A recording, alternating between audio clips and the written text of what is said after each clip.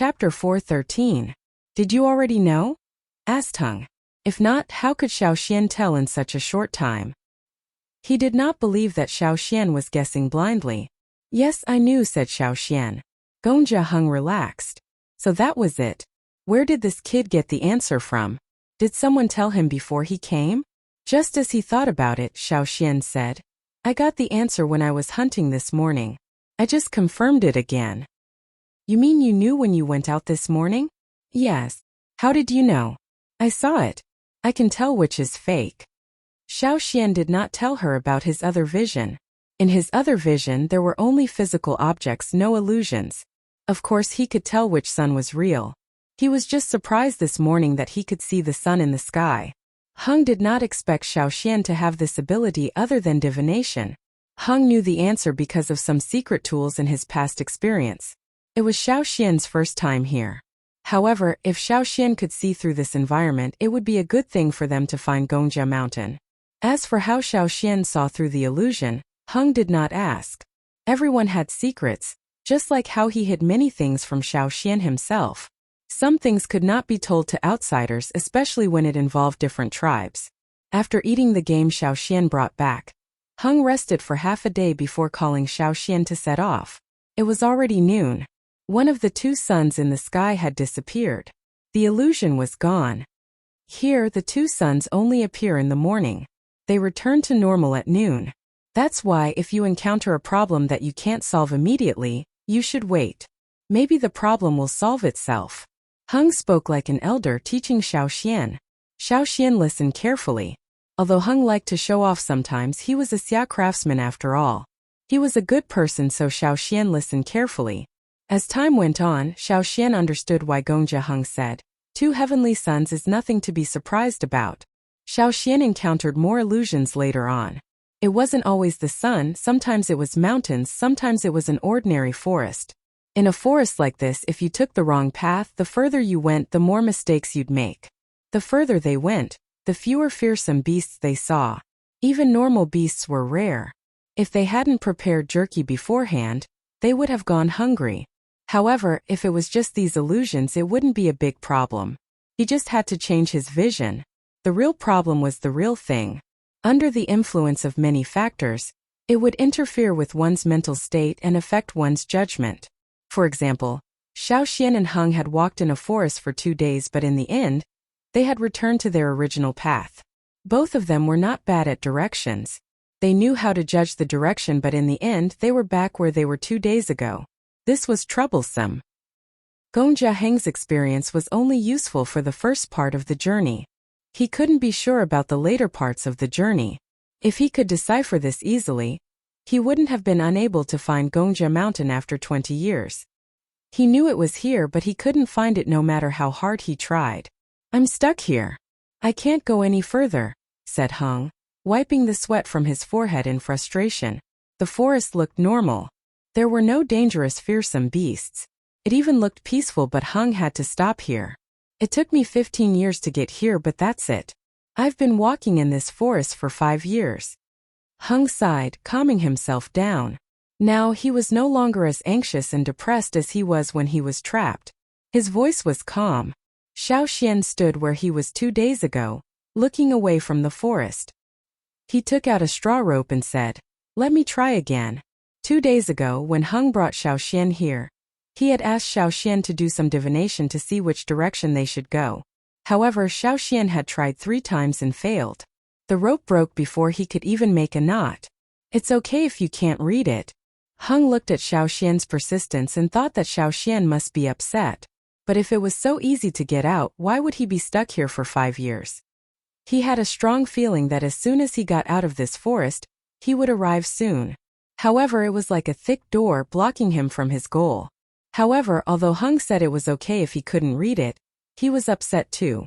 The more he thought about it, the more frustrated he became. His emotions that had just calmed down were stirred up again. He shifted his gaze to Xiao Xian, wondering when Xiao Xian's knot would break. However, after a few breaths, one knot was done. After a while, another knot was formed. Then the third. Gongja Hung was like a statue frozen in place. His eyes almost popped out of their sockets as he stared at the rope in Xiao Xian's hand. his facial muscles twitching. The third knot was done, the fourth knot, the fifth knot. He watched as Xiaoxian's rope formed one knot after another, then another, forming even more complicated knots. Just a little bit more, just a little bit more. Please don't break, please don't break. Hung was screaming in his heart, but he clenched his teeth, not daring to make a sound. He was afraid that he would disturb Xiaoxian. He had searched for 20 years, been stuck here for 5 years and had not made any progress. Now the rope that he thought was hopeless was slowly forming knots. One could only imagine how Hung felt. Hung prayed in his heart, "Oh straw rope, please don't break, please don't break. I'll just make every strand carefully, every knot will be carefully tied." Hung regretted not suggesting Xiaoxian to use a stronger material when he was making the rope for the divination. What if the straw rope was accidentally broken at a critical moment? Hung did not move, but he was sweating. Large beads of sweat rolled down his forehead, but he did not wipe them away. He was still staring at Xiaoxian's rope. Thud, there was a soft thud. It was the sound of Xiaoxian's fingers sliding across the rope after he finished the divination. At the same time, it meant that the entire process was over. Xiaoxian let out a long sigh of relief. He had used up a lot of energy this time, as if he had been hunting for days in the forest. He was exhausted and his mind was still numb. After a while, he snapped back to reality and realized that Hung was still leaning against the tree. His face was red and sweating profusely, his eyelids twitching. "Master Gongjia, what's wrong?" Xiaoxian asked in surprise. Heng's flushed face trembled violently. Then in a strange voice, as if he was trying to suppress something, he asked, "The divination is out?" "Yeah, it's out." He could only get the result if he walked the path himself. If he only listened to Heng's explanation, he would not be able to get the result. As soon as Xiaoxian finished speaking, Hung, who was leaning against a tree, leapt up from the ground. He jumped so high that he didn't even care if his head broke a tree branch. Then he took deep breaths and swung his fists up and down as if he was swinging a hammer. This grandmaster seemed to be a little abnormal, Xiaoxian thought. When Gongjia Hung finally returned to normal, he ran to Xiaoxian and asked excitedly, "Which way?" "Follow me." Xiaoxian changed his field of vision and focused. He blocked out all external disturbances, as if he had locked himself in another world. Then, he lifted his feet and walked over according to the instructions on the knot. Hung did not say anything when he saw Xiaoxian like this. No matter how curious he was, for the sake of finding Gongjia Mountain as soon as possible, he had to hold it in. He could not interfere with Xiaoxian's judgment. The two of them did not speak. Their footsteps were light. Only the rustling of leaves could be heard in the forest. Half a day later, they finally stepped out of the forest. There were no tall and dense trees blocking their view. They could see the mountain in the distance. Before sunset, they reached a valley. They could only rest here tonight. There were no caves, so they found a place to rest. This was not Gongjia Mountain, but Hung had a feeling. "We're almost there. I can feel Gongjia Mountain calling me." Hung looked in a direction, his expression solemn. The closer they were, the more cautious they had to be. They could not fall before dawn. This seemingly ordinary valley might not be as easy to traverse as the forest from before. Xiaoxian leaned against the mountain wall to rest. He had used up a lot of energy today. He did not rest after reading the divination. When he walked out of the forest, every nerve in his brain was in a state of high tension. He only relaxed now. In his mind, on top of the totem flame, threads of energy extended out, following his blood, along with his muscles and bones, circulating in his body over and over again. Every time it circulated, the nearly exhausted power in his body would increase, and he would quickly recover. Xiaoxian's pale face gradually faded. His face was rosy again, but it was not obvious at night. Hung could not tell, but if he knew, he would be shocked at Xiaoxian's recovery ability. Xiaoxian originally thought that such a situation would not happen in the depths of the forest, but he did not expect to encounter it here. The night was very quiet. Other than the occasional sound of sand rolling in the wind, there was no other sound. When the wind stopped, he could not hear anything else. The gusts of wind when he walked out of the forest during the day were like an illusion. The next day when Xiaoxian woke up, he was no longer tired. The sun had just risen, so it was not bright. In the U-shaped valley, the thick mountain walls on both sides were about 1 to 200 meters high. If you stood on the mountain, you would realize that the further you walked, the higher the walls became. That was why Xiaoxian could not see the details of the valley. He could not see where it led to. Chapter 4:14. Even in the daytime, there were still gusts of fierce wind. When it blew through the valley, it made a whistling sound. This used to be a river, said Gongjia Heng. This river was called Xia River, but it dried up and turned into a valley. That was why it was called Xia Valley. Xia Valley is a sad place. It was fine when it was a river, but when the river dried up and turned into a valley, it changed drastically. I heard that people never came out after entering Xia Valley. Gongjia Heng had heard stories from his elders. Now that he saw it with his own eyes, it was different. It's Xia Valley after all. Xiaoxian, do you smell something special? Asked Heng. Stone. It's the smell of death. Gongjia Heng sighed meaningfully, then walked forward.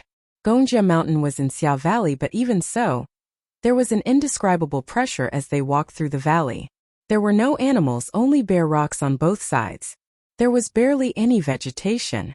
Previously in the forest, although there were no wild beasts, at least there were lush plants. But here it was like a dead land with few people. Did the Xia people used to live here? Gongjia Heng said a long time ago, this place used to be a river, so it must have been a good place to live. He just didn't know how it became like this. We'll leave after noon, said Gongjia Heng. Why? Asked Xiaoxian. We'll only find the door to Gongjia Mountain after noon. Since Heng said so, Xiaoxian agreed. The Xia people knew more than he did. It was better than moving forward blindly. The two of them left after noon. The further they walked, the more familiar Xiaoxian felt. He thought back and remembered something. Xiaoxian had to admit that Heng was right. There was the smell of death here, but at the same time it was an opportunity for some people. Xiaoxian could feel the presence of the core seed. It wasn't here, it was quite far away. However, Xiaoxian could feel the death aura of the core seed. Perhaps this barren and desolate valley with almost no other living creatures was caused by the core seed. It was rumored that only the people of the 6 tribes possessed the core seed. Only a small number of the other tribes possessed it. Did the Xia people who had been scattered all over the world also possess the core seed? No matter what, finding Gongjia Mountain might be the answer. Just like the forest in front of them, this place was like an enhanced version of a maze. There were many forks in the road, and as they walked, they were blocked by the mountain walls. Xiaoxian couldn't just climb over them. He could still remember the original path, but if he climbed over, who knew what the road would be like? Heng climbed up the wall, but he didn't jump over it. He decided to walk. He didn't believe he couldn't get out of here. Xiaoxian was unable to perform a successful divination. Just like the forest he had walked through earlier, he did not have enough ability to perform a divination. Therefore, he had to make up for it with other methods. Perhaps he would be able to obtain more information and perform a successful divination. On their third trip to a sealed road, Heng sighed. I've heard the elders of the tribe say that the Xia River is a very special river. Now I've finally seen it for myself. The Xia River was naturally formed, not man-made. That was why it was so special. Now there was no more water. The Xia River had become the Xia Valley, a natural maze. Looking up, they saw the blue sky. It was so monotonous that they couldn't see any clouds. Around them was a lonely valley filled with the smell of death. Xiaoxian and Heng would leave markings on the mountain walls along the way. After sunset, Heng stopped moving. They would only set off after noon the next day. If we don't find it soon, we'll starve to death, said Heng. When they were in the forest, they would return to their original path. Even if they were hungry, they could temporarily leave to look for food. But here, if they got lost and couldn't return to their original path, it was easy to be trapped in this valley. Even if they jumped up the mountain and felt that they would definitely be able to walk along a line from a high place, they would unconsciously deviate from their direction. This was a very strange feeling. It was even easy to misjudge the direction because the sun in the sky was constantly changing. Sometimes it was 1, sometimes it would suddenly become 2, and sometimes there would be more. Even if there was only one sun, what the eyes saw might not necessarily be correct. In a place like this, it would be difficult to survive if one's mental fortitude was not strong enough. For 3 days, Xiao Xian and Heng walked in the Xiao Valley but found nothing. They only had half a day to search every day. According to Heng, they could walk slowly as long as they used the right method. Unfortunately, there was nothing useful. To save energy, they would find a place to rest after searching. Saving energy meant saving food. They only brought a limited amount of dried meat so it wouldn't last long. When they came to a sealed road again, they saw a human skeleton. They didn't know how long this skeleton had been here. It must have belonged to a powerful person. At least a mid-level totemic warrior or a regular person would have broken it with a light tap. Based on the skeleton's posture, it looked like this person had raised his arms and roared at the sky before he died. Even though the flesh was long gone, Xiao Xian could still see the unwillingness in this person's eyes. There are fewer and fewer Xia people searching for Gongjia Mountain now because most of them have died. Very few succeed, said Heng. This was just the first skeleton. After that, Xiao Xian saw more skeletons. Someone had carved words on the walls, but due to the passage of time, the words could no longer be seen clearly. Their last words could not be read and no one knew who they were. If they were lucky, they could guess from the rusted weapons. If the weapons were so rusted that they couldn't see the inscriptions, then there was nothing they could do. No matter how powerful they wouldn't know who they were when they died. Xiao Xian looked at the rusted weapons on the ground and got up to say to the solemn Heng, "We have to hurry or we'll have to go back. We don't have much food left. If we can't do it this time, I'll come again next time." Although he said that, Heng felt like the target was right in front of him. He just couldn't see it clearly. He didn't want to go back just like that. It was no wonder those who died in that position. Some people were too stubborn and forced themselves to die even when it was beyond their capabilities.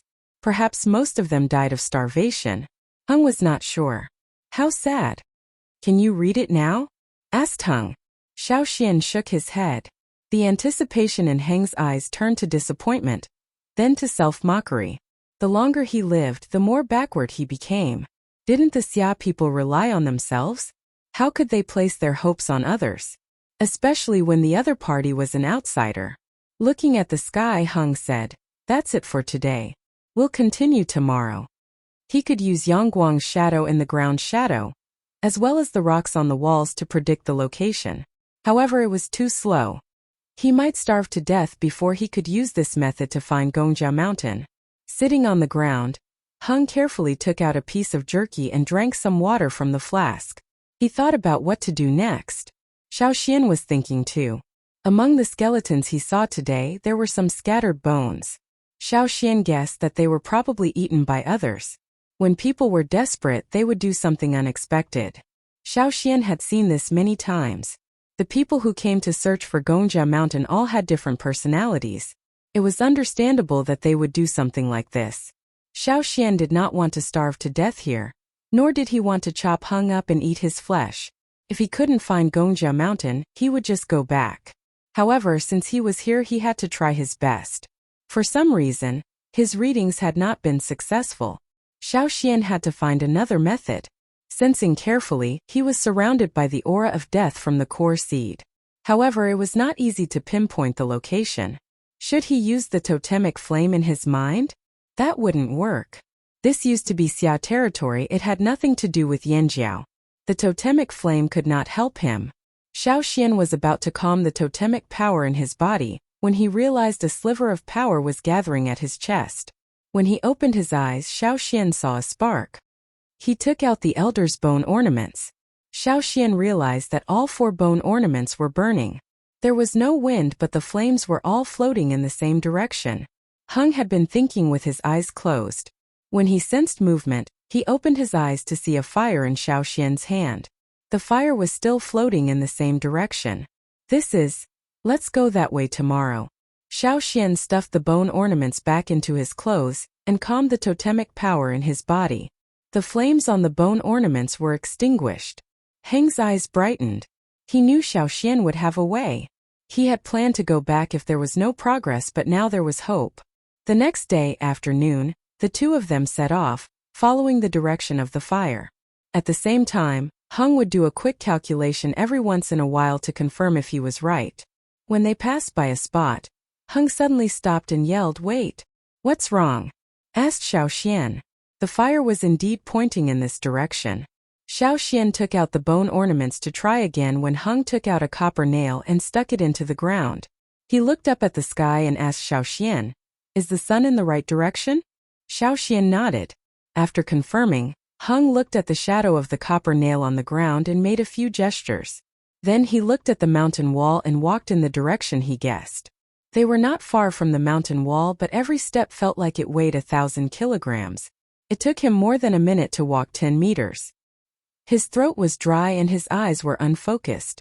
Finally, they reached the mountain wall. Hung looked at the wall, which seemed normal. He pressed his palms against the wall and roared, pushing with all his might. Creak, the stone door slid open.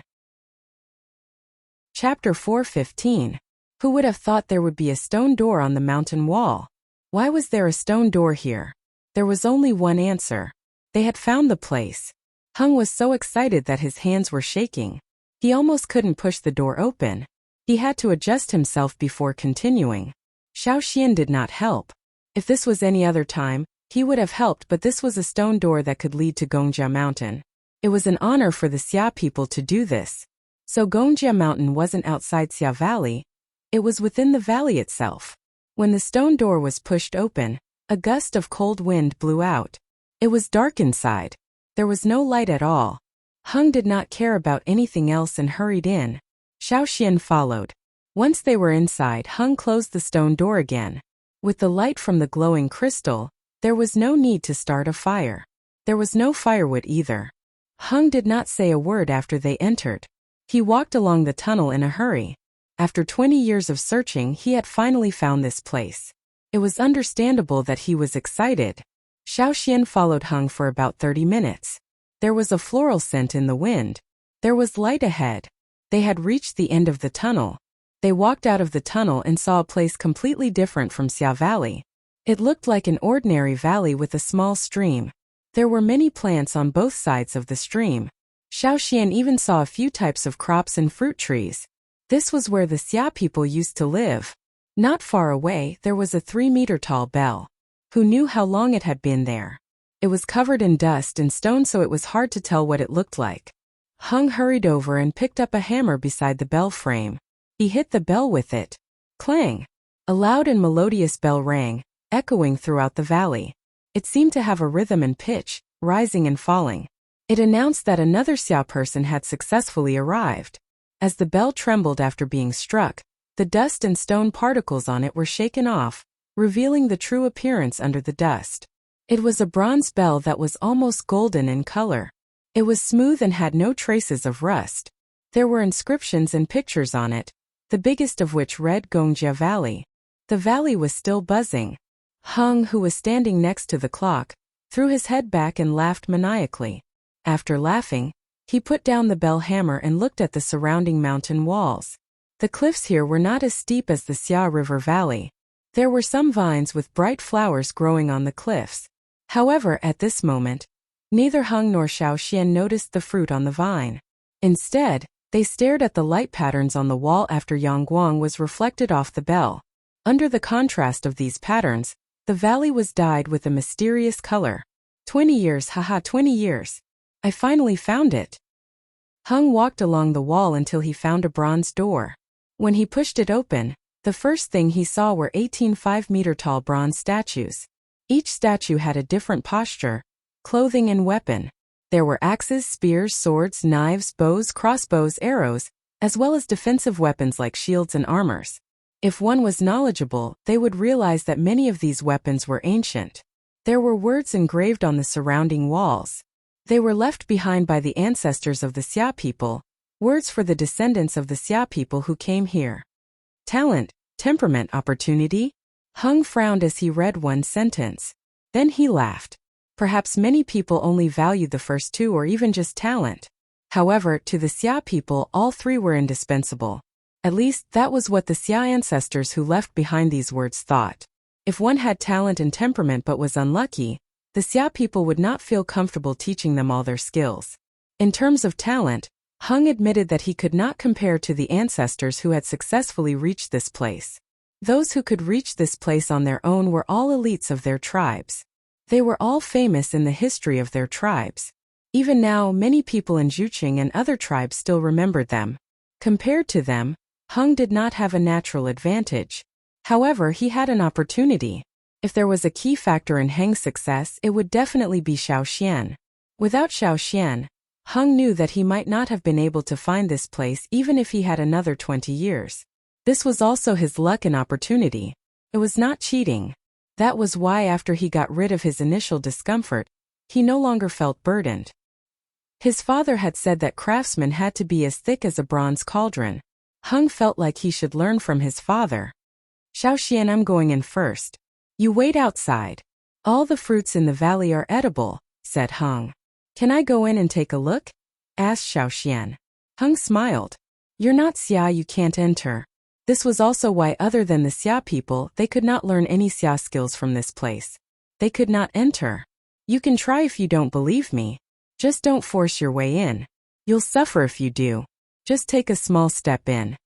Because Xiaoxian had helped him a lot, Hung did not plan to kick him to the curb. However, there were some things he could not decide. When Xiaoxian heard this, he walked to the bronze door and looked inside. It looked like a palace made from a hollowed-out mountain. According to Hung, Xiaoxian only took a small step in. The moment his foot touched the ground, Xiaoxian felt a strong sense of danger. The hairs on the back of his neck stood on end. Totemic patterns appeared on his body and his muscles tensed. At the same time, cloud patterns appeared on the 18 bronze statues. The dead statues seemed to come alive at this moment. They were like 18 5-meter-tall advanced totemic warriors. The pressure they exuded rushed towards Xiaoxian. It felt like a real body was pressing down on him. It felt like there would be wind and swords coming at him mercilessly in the next second. One statue was enough to cause immense pressure. Now there were 18 of them. Xiaoxian also felt like there were other things hidden in the shadows. To prevent outsiders, the Xia people would not have only made 18 bronze statues. Witchcraft. Xiaoxian felt the power of witchcraft. This was only the first step. If he took another step, the repulsion would be stronger and the murderous intent would be thicker. Xiaoxian had to withstand the pressure alone. It was very difficult. Hung was about to tell Xiaoxian to take his foot back when Xiaoxian's body lit up. Whoosh flames erupted from Xiaoxian's bone ornaments, almost enveloping Xiaoxian.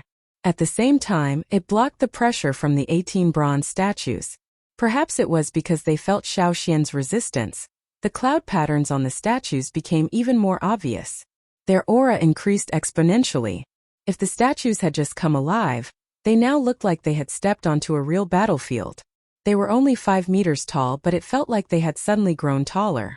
They were so huge that they could crush a person. The surrounding atmosphere changed instantly, as if the air was about to be frozen into a block. Even Hung, who was standing behind the 18 bronze statues, was affected by the pressure. He looked at Xiaoxian in shock. How could this kit trigger the bronze statues to such an extent? The stronger the outsider was, the more intense the reaction of the Copper Guardian would be. It was obvious that Xiaoxian's step had a huge impact on this place. It was just one step, a normal step. It wasn't even a big step. How could such a simple step cause such a huge impact? Hung felt like he had gone too far. He wanted to slap himself. He shouldn't have let Xiaoxian take this step. This kid was too strange. On Xiaoxian's side, when the 18 bronze figures' auras changed, he also reacted. The flames wrapped around Xiaoxian rose to a height no lower than the 18 bronze figures. At the same time, a blurred figure of a flame appeared.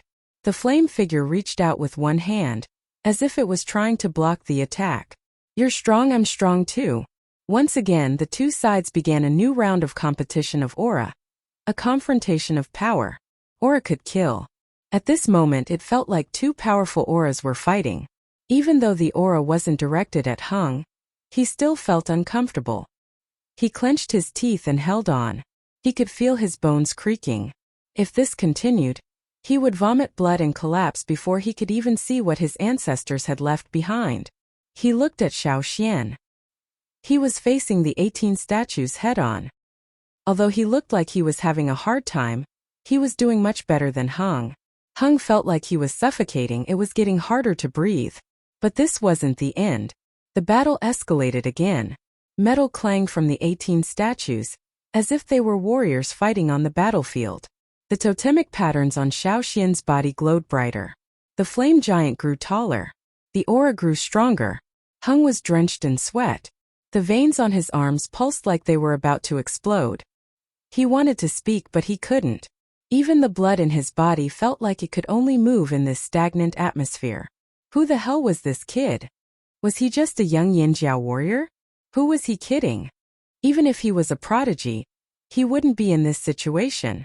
Was it really not some old monster that had come? Hung felt like he couldn't hold on any longer. Also, he seemed to see the statue shaking. It must be a hallucination caused by the clash of forces. Thankfully, the aura around him subsided. Xiao Xian retracted his foot. The frozen air finally started to circulate. Hung looked at Xiao Xian, who was standing at the door. Xiao Xian looked the same as before. Other than breathing a little faster, he didn't look bad. "All right, I've tried," said Xiao Xian. Heng's face twitched. "You've tried? You almost scared me to death. You promise you won't force your way in?" Hung was really worried that Xiao Xian would force his way in. In the past, he could say with absolute certainty, no outsider can enter Gongjia Mountain safely. But now he was suspicious. Even if Xiao Xian couldn't enter, if he forced his way in, it would shake Gongjia Mountain. No one knew what would happen then. "Don't worry, I won't force my way in." Xiao Xian turned to leave. Hung wiped the sweat off his face as he watched Xiao Xian leave. His leg muscles were stiff and he couldn't walk. He had to walk slowly. Chapter 4:16. Hung entered the mountain while Xiao Xian left. Not far from the bell, he sat down on a rock that had been carved into a chair. He was still thinking about what had happened. Hung thought that Xiao Xian had done it on purpose, but in reality, Xiao Xian did not expect this to happen. The flames on the ancestral bone ornament came from its own accord, not from Xiao Xian. It was more like a conditioned reflex caused by external witchcraft. When it sensed a threat from outside, it came out to protect Xiao Xian from the powerful impact. This was probably what the tribesmen meant by the protection of their ancestors. Perhaps the flames on the bone ornament had something to do with the Xia shamans. The bone ornaments reacted that way because there was wizard power in this place. The Xia ancestors must have left behind something related to craftsmanship on Gongjia Mountain. To prevent outsiders from entering, the Xia people had set up all sorts of traps. The first obstacle was the 18 bronze statues left behind by the Xia shaman. However, compared to studying Xia witchcraft, Xiao Xian was more interested in the power of the bone ornament left behind by the Yinjiao ancestors. In the past, he only knew that a flame giant would appear during the ceremony, just like the fire seed in the fire pit. Now, it seemed that the flame giant did not only appear in the fire pit. The power left behind by the ancestors in the bone ornament was much stronger than Xiao Xian had imagined. It was obvious from how it had blocked the 18 bronze statues. Xiao Xian knew that if they were to continue with the contest of sorcery power, the side that would emerge victorious would be their side. However, the result of a head-on battle to the end would definitely not be what everyone wanted.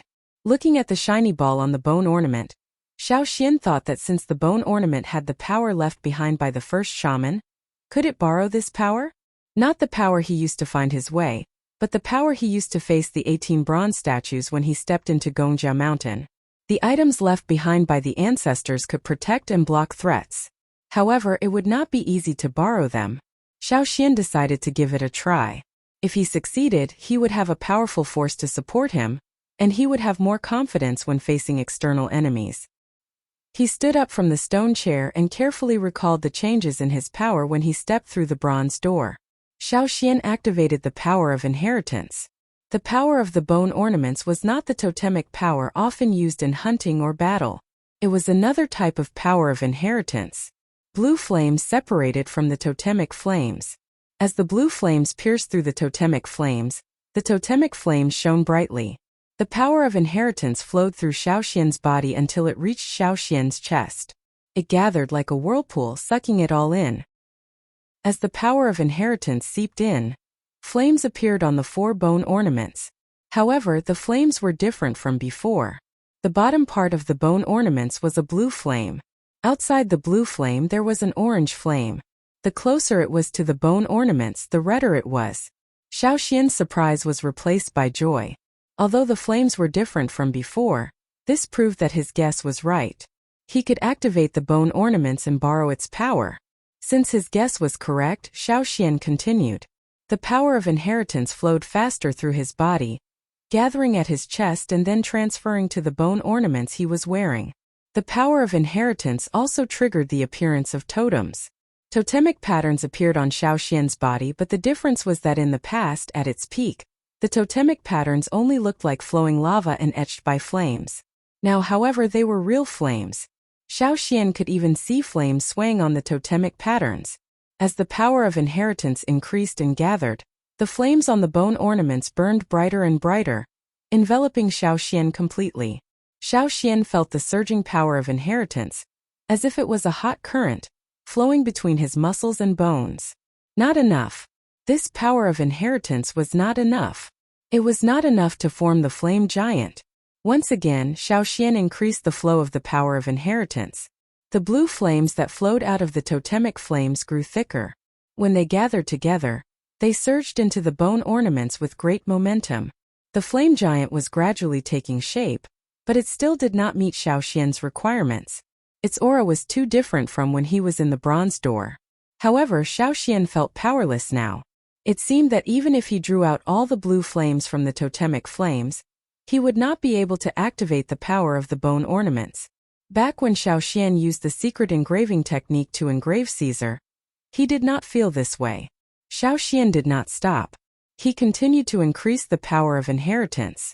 He had already reached his limit and now he was almost there.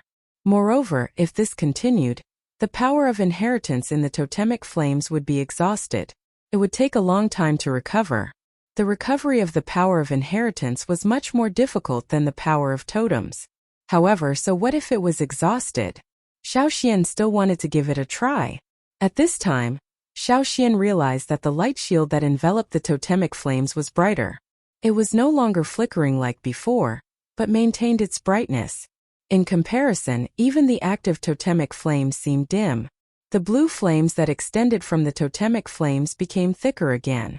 Moreover, when they passed through the light shield, they seemed to be plated with a layer of white light. The blue flames that were coated in white light rushed into the bone ornaments with the force of a tidal wave. Xiaoxian, who was carrying such a large amount of flames, felt his muscles expand from his neck to his shoulders.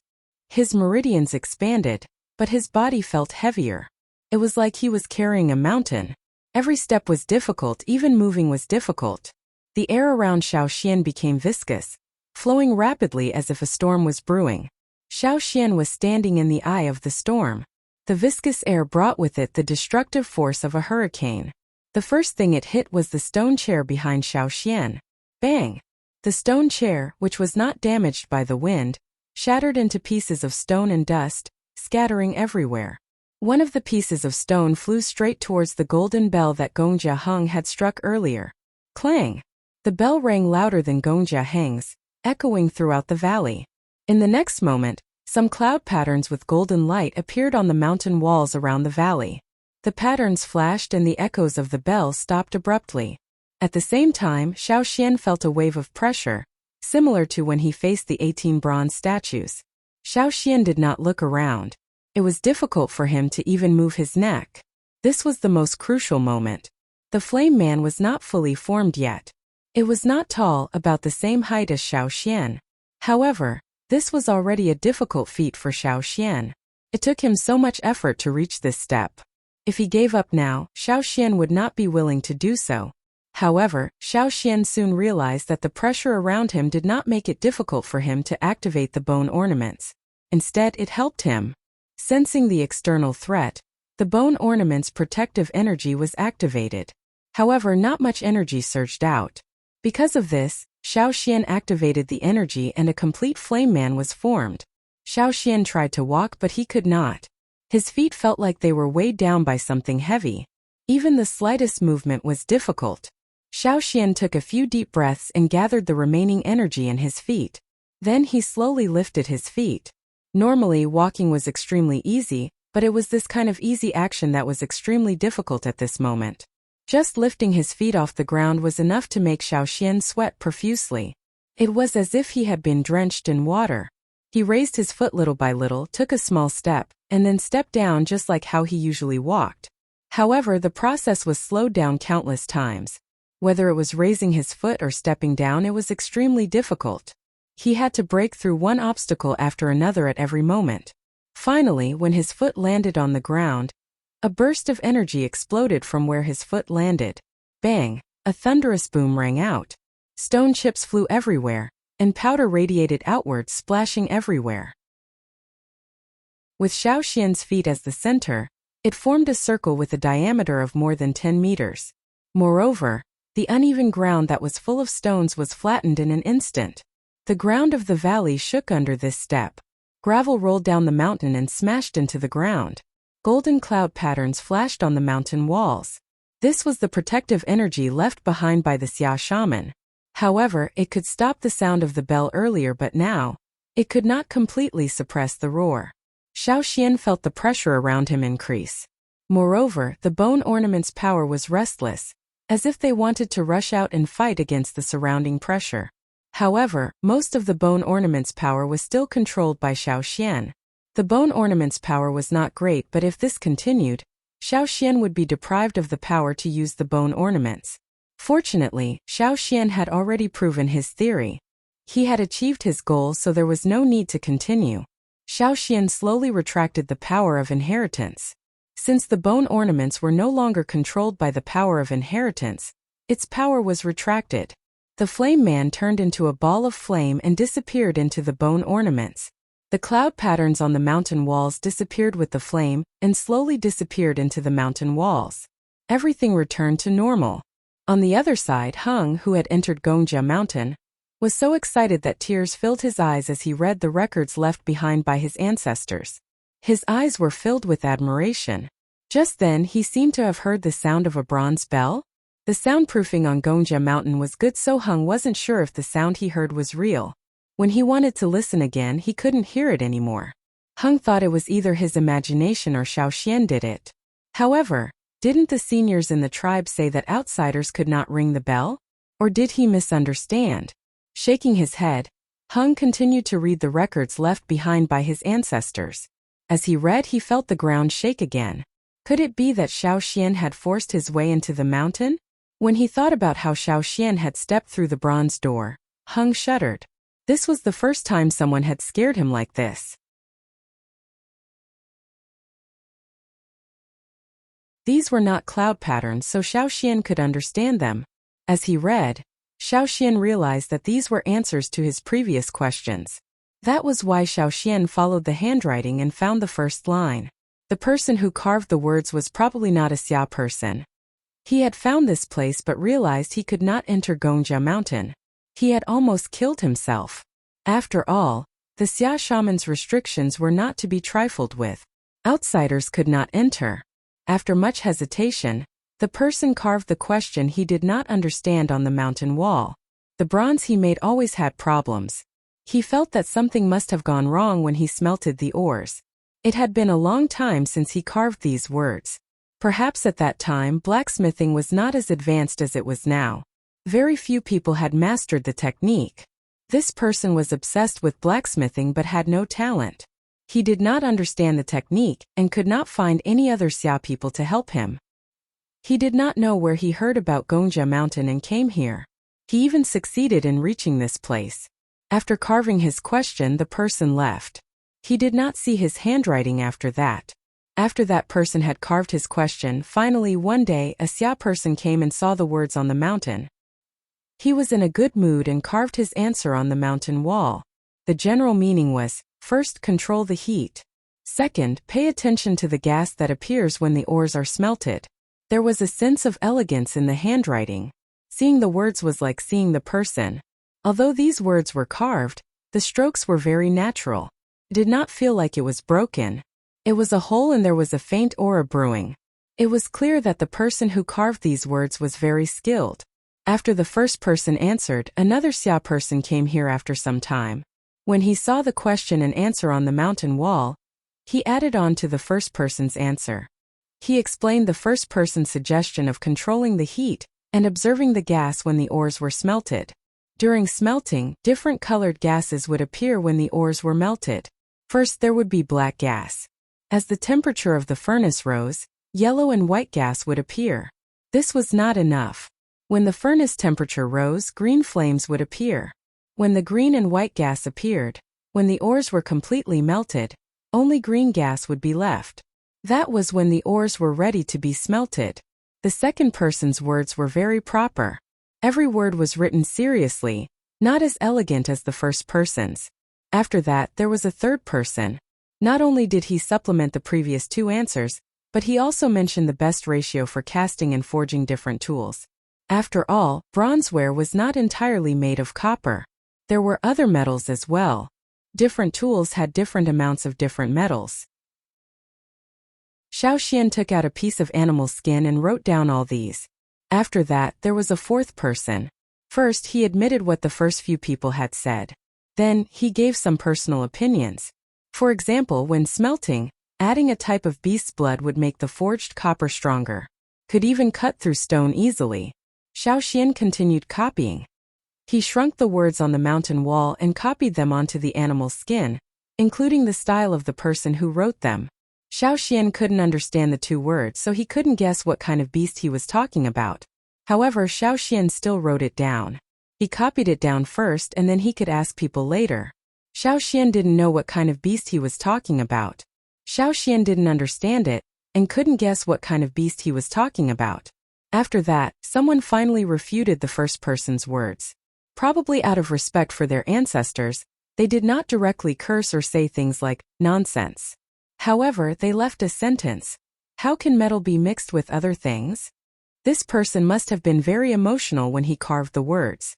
Every word was carved deeply and forcefully, as if he wanted to chisel it down with all his strength.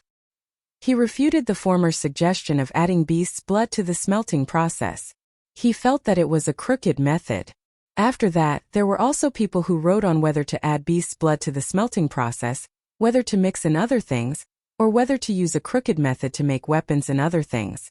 They wrote down their own opinions. Some people even said that they had used human blood before. Some people agreed while others disagreed. The last person wrote, "What the ancestors and seniors said is very reasonable. Let me go back and verify it."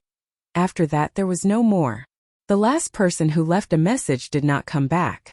Not only the last person but the people who came before did not come back. Otherwise, they would have continued their discussion. Although they respected their ancestors, they were not like the other tribes. They did not think that their ancestors were all right. Their forging skills were improving and innovating. While they worshipped and thanked their ancestors, they also believed in the new things they had mastered. Xiao Xian did not know whether the last person had verified it successfully or not. He also did not know whether other things could be added during the smelting process. He wrote down the discussion on the wall that spanned thousands of years without missing a word. When the Xia people were outside, they were very protective of their skills. They would not let outsiders learn their skills. However, here, they seemed to have abandoned the barriers of blood and purely discussed it with the attitude of discussing skills. Perhaps they also had the intention of letting the future generations admire them. At the end, they even left their names. Unfortunately, they only had one chance to leave a message. After they left, no one came back. After he finished writing, his arm was still sore. Xiao Xian kept the animal skin scroll and moved his arm. He ate a few more fruits and found a suitable place to rest. It was almost dark now. He had used up a lot of energy today, so Xiao Xian needed a good rest to recover his depleted energy as soon as possible. It was a little cold in the valley at night, but Xiao Xian did not mind. He plucked a melon as a pillow and fell asleep on the grass. In Gongjia Mountain, Hung studied the things left behind by the ancestors on the wall for an entire night. During the day, Yang Guang shone in through a transparent crystal, so he could read the words on the wall, and the things left behind by the Xia ancestors. At night, he took out the glowing crystal Xiao Xian had given him and continued reading. When he snapped back to reality, his eyes were red but he was full of energy. He wanted nothing more than to continue reading. Inside Gongjia Mountain, other than the things left behind by the earliest Xia ancestors, every Xia who came would present their best skills to the next generation so that they could learn their best skills and be proud of them. The Xia people's skills were praised by the world. The best skills left behind by the Xia people were priceless treasures that countless Xia people yearned for their entire lives. Treasures. They were all treasures. Now all these treasures were right in front of him. How could Hung remain calm? However, he was a little hungry. Plus, Xiao Xian was outside the mountain, someone he was wary of. He had to go out and check on him or he wouldn't feel at ease. Yesterday, when he sensed the commotion, he wanted to go out and take a look. However, he was too engrossed in reading and the commotion outside did not continue. That was why he did not leave the mountain. There was a pool on Gongjia Mountain that was formed by underground spring water. It was called the Cauldron Pool because it protruded from the ground and looked like a cauldron. The stream that flowed in the valley outside the mountain came from the Cauldron Pool. The water in the Ding Pool was clear and did not dry all year round. There were even palm-sized fish swimming in it.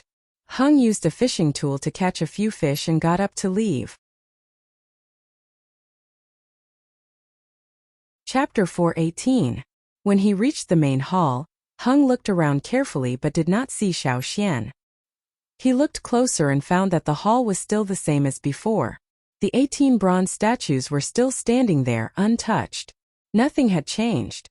Everything in the hall was the same. The hidden traps and mechanisms were not triggered. Xiao Xian really had not stepped in. Hung heaved a sigh of relief, but at the same time, he had mixed feelings. If it had been someone else with bad intentions, Hung would have done everything he could to use the power of the mountain to kill them. However, although Xiao Xian was curious about the Xia's skills, he was not greedy. If it had been someone else, they might have continued to barge in while Hung was gone. They might have even threatened Hung to hand over the things in Gongjia Mountain. However, Xiao Xian did not do that. Besides, Xiao Xian had helped him before. Without Xiao Xian, Hung knew that he might not have been able to reach this place even after 20 years. Hung would remember this favor. However, Xiao Xian was too strange. Hung stroked his bushy beard. The image of Xiao Xian stepping into the hall was still fresh in his mind. Seriously. He was so scared that his beard almost fell off. However, as long as Xiao Xian did not force his way into the mountain, Hung was more than willing to be friends with him. He carried the fish out of the mountain and stood at the door. He scanned his surroundings and saw the round pit with a diameter of over 10 meters. It was very shallow, only about the depth of a palm.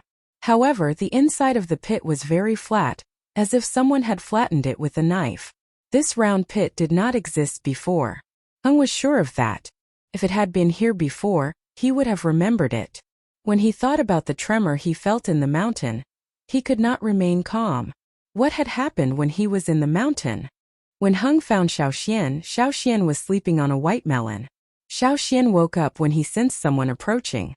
However, he didn't attack because the footsteps sounded familiar. "You're out." Xiao Xian yawned. "Did you sleep well here? Did you dream of something good?" Hung teased when he saw Xiao Xian sleeping soundly. "I dreamed of your ancestors," Xiao Xian answered. Haha. Hung did not take it seriously. He did not believe Xiao Xian at all. Xiao Xian didn't say much. He got up and cut the melon that was used as a pillow. He divided half of it to Jia Hung. "This melon is pretty good. Can I get some seeds to plant?" Xiao Xian asked. "You won't be able to plant them even if you take them away. They can only grow here. They won't grow anywhere else. I heard many people tried to take them out but they couldn't even germinate," said Hung. "Then I can only eat them here." Xiao Xian was a little disappointed. He looked at the fish in Heng's hand and asked, "Where did you get these?" "There's a pond in the mountain." "These are the fish in the pond. Eat some of these later." Xiao Xian looked at the fish. He had never seen them before. They had green stripes on their bodies. Having fish was better than eating melons and fruits. "You're done with your training?" asked Xiao Xian. "Not yet. I was just about to talk to you about this." Hung wiped his mouth. "I might stay here for a while. If you can't wait, you can go back first. After I'm done, I'll go to the Yinjiao tribe to look for you. I'll give you a few weapons I made." "You have oars?" asked Xiao Xian. "There's a path to the mine in the mountain. You outsiders can't go there." So there really was a core seed.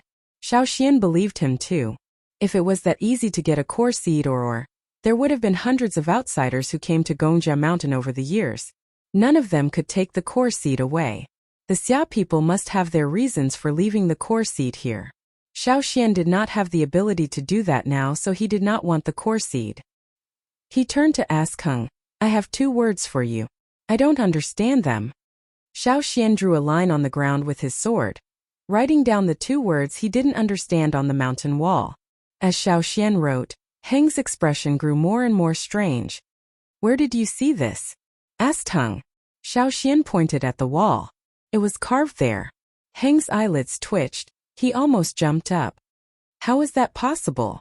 Xiaoxian walked to the wall and pushed aside the leaves on the vines. He pointed at the 2 words he did not know. There. Heng's face twitched. He wanted to be angry, but he could not. In the end, he sighed helplessly and smiled bitterly. I can't believe this. Tell me what the 2 words mean first. This is not from Gongjia Mountain. It's carved out in the open. There are even foreign words on it, said Xiaoxian. Heng squatted on the ground and plucked a leaf from the vines. He chewed it hard and said after a pause, It's not 2 words, it's 1 word. It means green-faced fanged beast. It's written in the records left behind by our ancestors. They created it themselves. No wonder he did not know it. Xiaoxian thought he did not know enough to recognize all the words. He did not expect them to be original. Your ancestors are amazing, said Xiaoxian. Haha, I think so too. Gongjia Heng smiled proudly, but then his smile faded. I thought these would only be left in the treasures inside the mountain. I didn't expect them to be carved outside too. The green-faced fanged beast is actually a ferocious beast. They are not big and their faces are green. They have very thick skin, hooves but no horns. They also have 2 long fangs. They often jump around in the mountains. Although they look ferocious and often attack other beasts, they actually eat grass. As he spoke, he drew a simple line on the ground. It wasn't an exaggeration to say that it was a simple drawing. It was a simple drawing. Heng had read his ancestors' records and drew it. He didn't do it on purpose because his ancestors' drawing skills were limited. It was just a drawing. However, later on, our ancestors proved that there was a type of stone-eating insect. Its blood was many times more potent than the green-faced fanged beast. However, it was not easy to find. Regular insects would not work. They had to be ferocious beasts. Stone insects? Xiaoxian was more familiar with these creatures. Think so. Different places have different names for them. Heng looked at the discussion on the wall. They had already revealed many secret techniques. They even wrote down when to add beast blood. Heng wanted to punch the wall. Was it really a good idea to reveal these things so easily? But since it was left behind by his ancestors, he could not just destroy it. He was conflicted. But on second thought, this was why his ancestors were so confident. They were not afraid.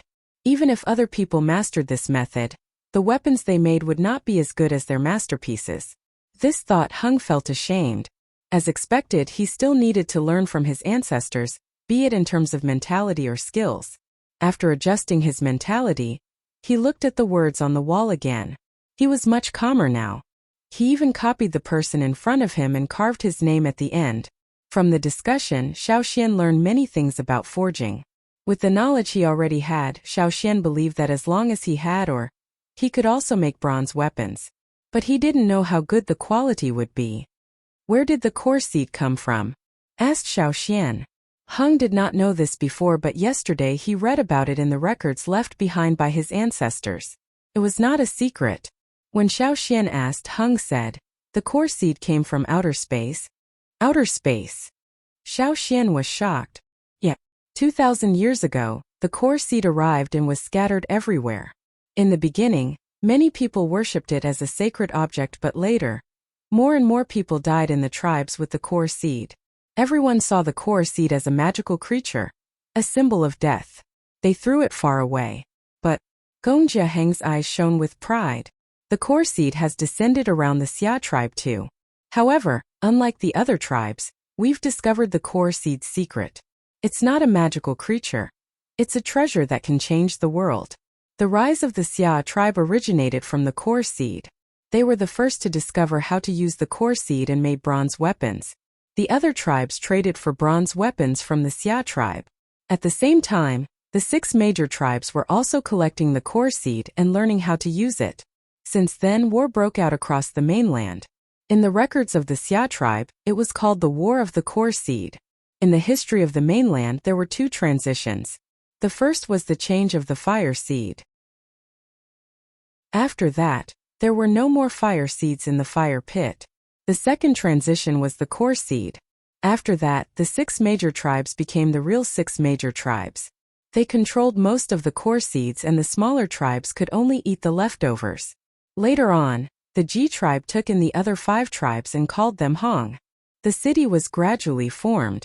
The 6 major tribes had many slaves, so they were called slave masters. The leader of the Ji tribe was called the king.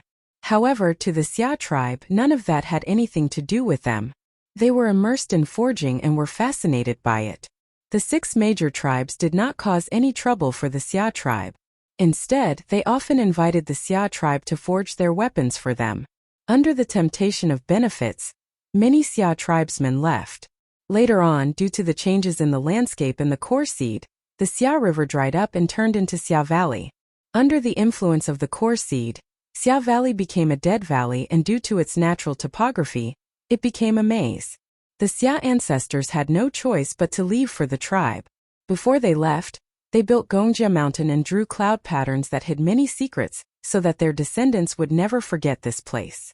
Generation after generation, every Xia tribesman who came here would present their proudest achievements. This was their land of faith. Slowly, this place became a land of treasures because Gongjia Mountain contained the most precious treasures of the Xia tribesmen from different eras. They were the ones who were unwilling to share their skills with others. As the first Xia people to make bronze weapons, they did not belong to one of the 6 major tribes.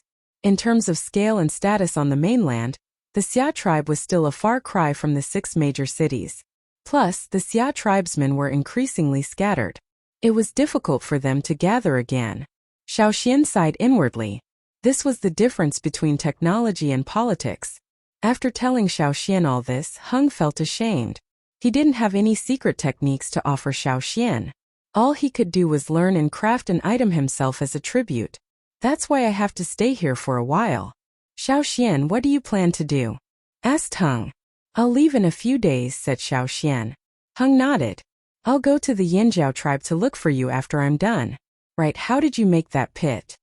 I stepped on it. Heng was speechless. Hurry up and leave. This place can't take your steps. Heng was still thinking about the things in Gongjia Mountain, so after eating outside, he entered the mountain again. Not long after he entered the mountain, Xiaoxian walked towards a certain spot in the valley. He was not lying when he said he had dreamed of the Xia ancestors. Chapter 419. When Xiaoxian slept last night, he dreamed of many people. He couldn't see their faces clearly, but Xiaoxian knew that he didn't know any of them. He saw someone carving words on the mountain wall. At the mountain wall that he had seen before, a few people went there one after another. First, there was a person who looked extremely disheveled as he carved the first line of words on the mountain wall. After that, people appeared one after another. Some stopped to look and then left, while others picked up a knife to carve the words. Some looked steady while others looked bold. Other than that, there were other places on the mountain wall where people were carving words. Of all the places where words were carved, there were 2 that had the most people going there. One of them was the place where he had seen a discussion about whether to add beast blood to the forging process.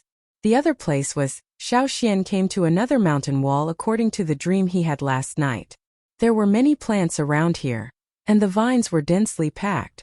They covered almost the entire mountain wall close to the ground, and the mountain wall was tightly covered. Xiaoxian carefully peeled off the vines that clung to the mountain wall, and saw the words on the mountain wall. However, what was different from the carvings on the mountain wall was that the first words here were written with paint.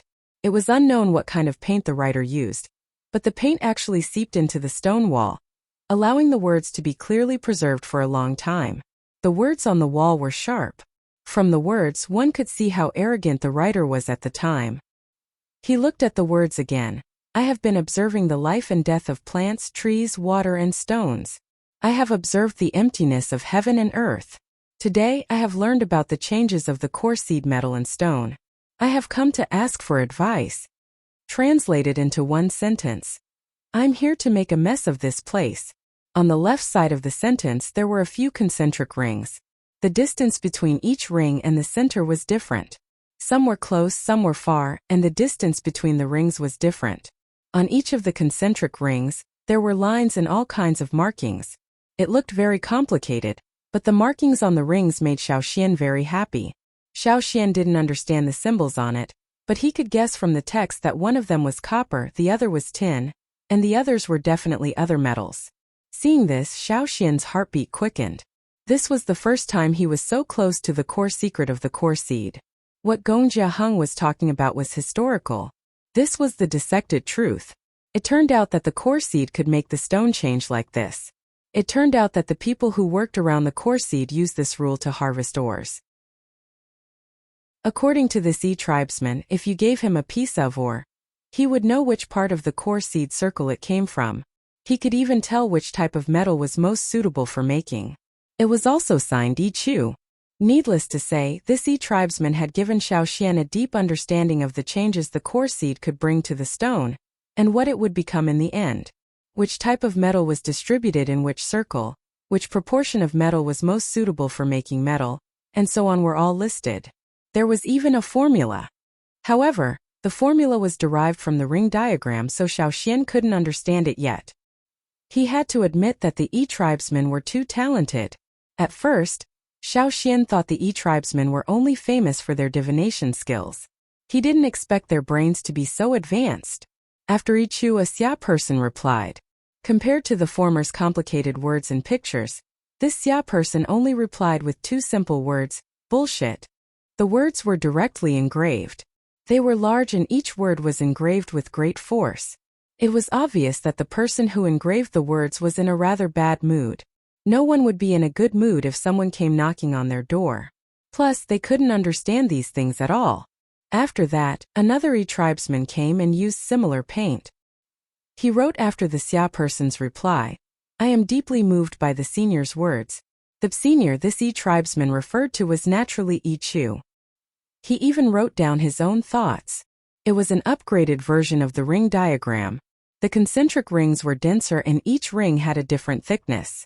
There were also more lines on the diagram, allowing for more precise calculations. After the diagram, there were words clearly directed at Yi Chu. This is my conclusion. As for the Xia tribesman, I am ashamed to speak with you because you are ignorant. His handwriting wasn't as flamboyant, it was reserved. The way he used the brush was gentle, but the things he wrote did not lose to his senior Yi Chu's. As for this tribesman's upgraded formula diagram, the Xia tribesman's reply was as simple as his senior's, it's all bullshit. They couldn't understand Yi Chu's diagram, let alone this upgraded one. However, this didn't stop them from mocking the tribesman. After that, there were arguments between the tribesman and the Xia tribesman. From the ratio of metal to the composition of ores and the best mining time, there were arguments. However, one leaned towards theory while the other leaned towards practical experience. What the Xia people believed in was to practice more and practice more. The Xia tribesmen were naturally talented in the art of forging. This was something other tribesmen could not compare to. Talent and hard work combined to create amazing products. The tribesmen, on the other hand, were intelligent and proficient in mathematics. They could calculate the ratio of copper to tin to 10 decimal places for a single piece of bronze. One focused on practical experience while the other leaned towards mathematical theory. One encouraged hard work while the other encouraged hard work. The Xia people said, the tribesmen love to think they can change the world. The tribesmen retorted, this is called discipline, this is strength. The Xia people said, everyone don't think too much. You'll go crazy if you think too much. Use your hands more, you're all as weak as chickens. Can you even lift a hammer? The tribesmen sneered, we're so smart, so much better than you idiots who only use your hammers. We only need to use our brains and we can crush you 1,000 times over. No matter what, we're one of the 6 great tribes. We're much better than the Xia tribesmen who are in a state of disunity. The Xia people said, we're willing to devote our lives to the art of metal. We can excavate the core seed's greatest value and change the world. What can you do? You took the core seed just for a few words? What a waste. Wastrels. No wonder the G tribe took you in. Go and observe the life and death of your plants. Xiaoxian watched their argument and laughed so hard his mouth almost split. He took out his animal skin scroll and copied it down. There was a lot of useful information inside. Not only were there complicated diagrams drawn by the tribesmen, there were also things they revealed during their argument. For example, many of the tribesmen were physically weak. They had the core seed but they did not use it for casting. They mainly used it for calculations. There was also some history about the Xia people that Gong Jiaheng did not mention. Of course, techniques were developed during the argument. Both sides also mentioned a lot of casting and forging. They were all very useful techniques. Xiaoxian copied everything down without missing a word. Here, Xiaoxian witnessed a debate that spanned 1,000 years on a mountain wall. What he saw on the other mountain wall could be considered a discussion. Although the people who carved the words were emotional, they were mostly Xia people. The words they carved were relatively mild. On this side, if there was a real person here, it would definitely be an intense war of words. Xiaoxian already knew about the core seed's origins. Xiaoxian also knew about its uses. He even knew about the distribution of metals and some casting techniques. All of this was recorded on the animal skin scroll. He just remembered what he saw in the desert years ago. Those people chose stones and placed them around the core seed. Different stones had different effects on the core seed. Xiaoxian would have to find the answer himself. Xiaoxian found a few other mountain walls. However, the carvings here were much more casual. Most of them were not Xia people, so they were not very useful. Most of them were written to express their depression. After all, it was not easy for them to come here, but they could not enter Gongjia Mountain. They wanted to destroy this place but could not break through the restrictions. All in all, Xiaoxian was satisfied with his harvest. In the following days, while Xiaoxian recovered his power of inheritance in the valley, he also dug up anything useful and studied the complicated diagrams left behind by the people. Whether it was the people or the Xia people's techniques, they were all very useful. Xiaoxian could combine them and combine theory with practice. It would be much easier for him to make metal weapons in the future. Gong Jiaheng came out a few times, but each time he came out in a hurry. He picked some food and went back in. He looked like he was in a trance and did not care about the outside world. Xiaoxian even noticed that when he was picking fruit, he suddenly swung his arm and smashed the fruit into paste. He was so focused that he ignored everything around him. After another 10 days, Xiaoxian felt that his power of inheritance had mostly recovered. He planned to try activating the bone ornament's power again. In order not to create more pits, Xiaoxian planned to try again at the original pit. This time, with his previous experience, Xiaoxian was much more familiar with it. Using the pressure of the Xia shaman's restrictions, he activated his power of inheritance, and the flame man finally appeared again. Xiaoxian tried walking but still could not walk far. He only took a small step. Then, the pit that was originally 10 meters wide and as deep as a palm became 20 meters wide and half a meter deep. Before he left, Xiaoxian carved a circle of words along the wall of the pit. He thanked the seniors who came to Gongjia Valley for benefiting him so much. At the end he signed it Yinjiao Xiaoxian. Chapter 420. Xiaoxian stayed in Gongjia Valley for another 10 days. He only left when his power of inheritance was almost fully recovered. Before he left, Xiaoxian bowed towards the valley.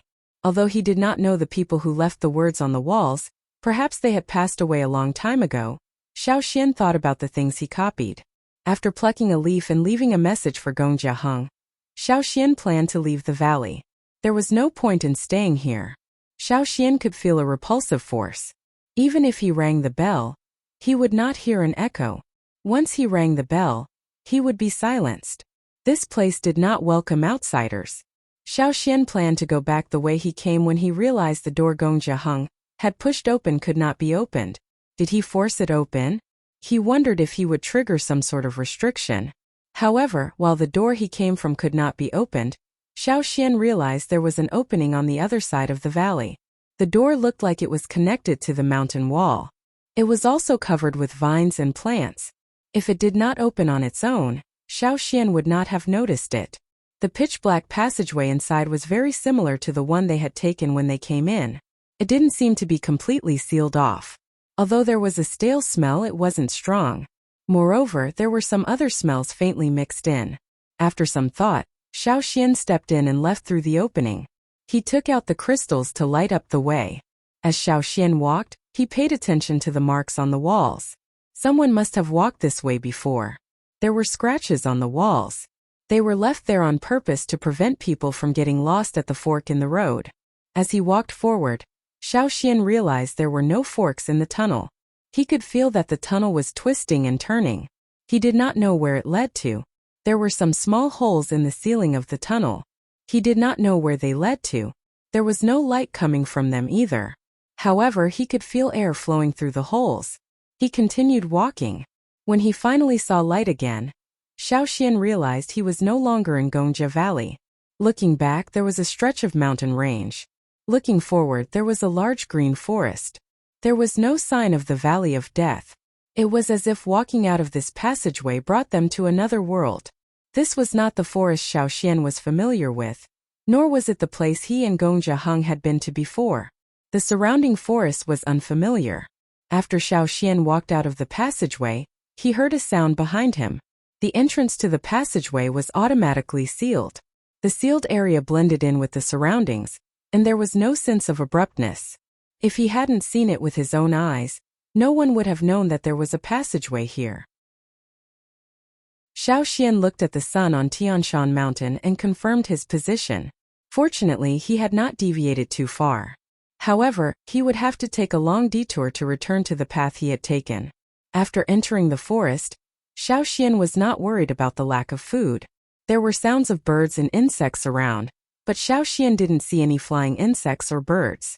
There were no insects jumping or crawling in the grass either. The further he walked, the more lively the sounds of birds and insects became. The trees were not very thick, their branches and leaves swaying in the wind. The sounds of birds and insects rang in Xiao Xian's ears. Xiao Xian looked carefully. His eyes, which had been searching for birds, shifted to the surrounding trees.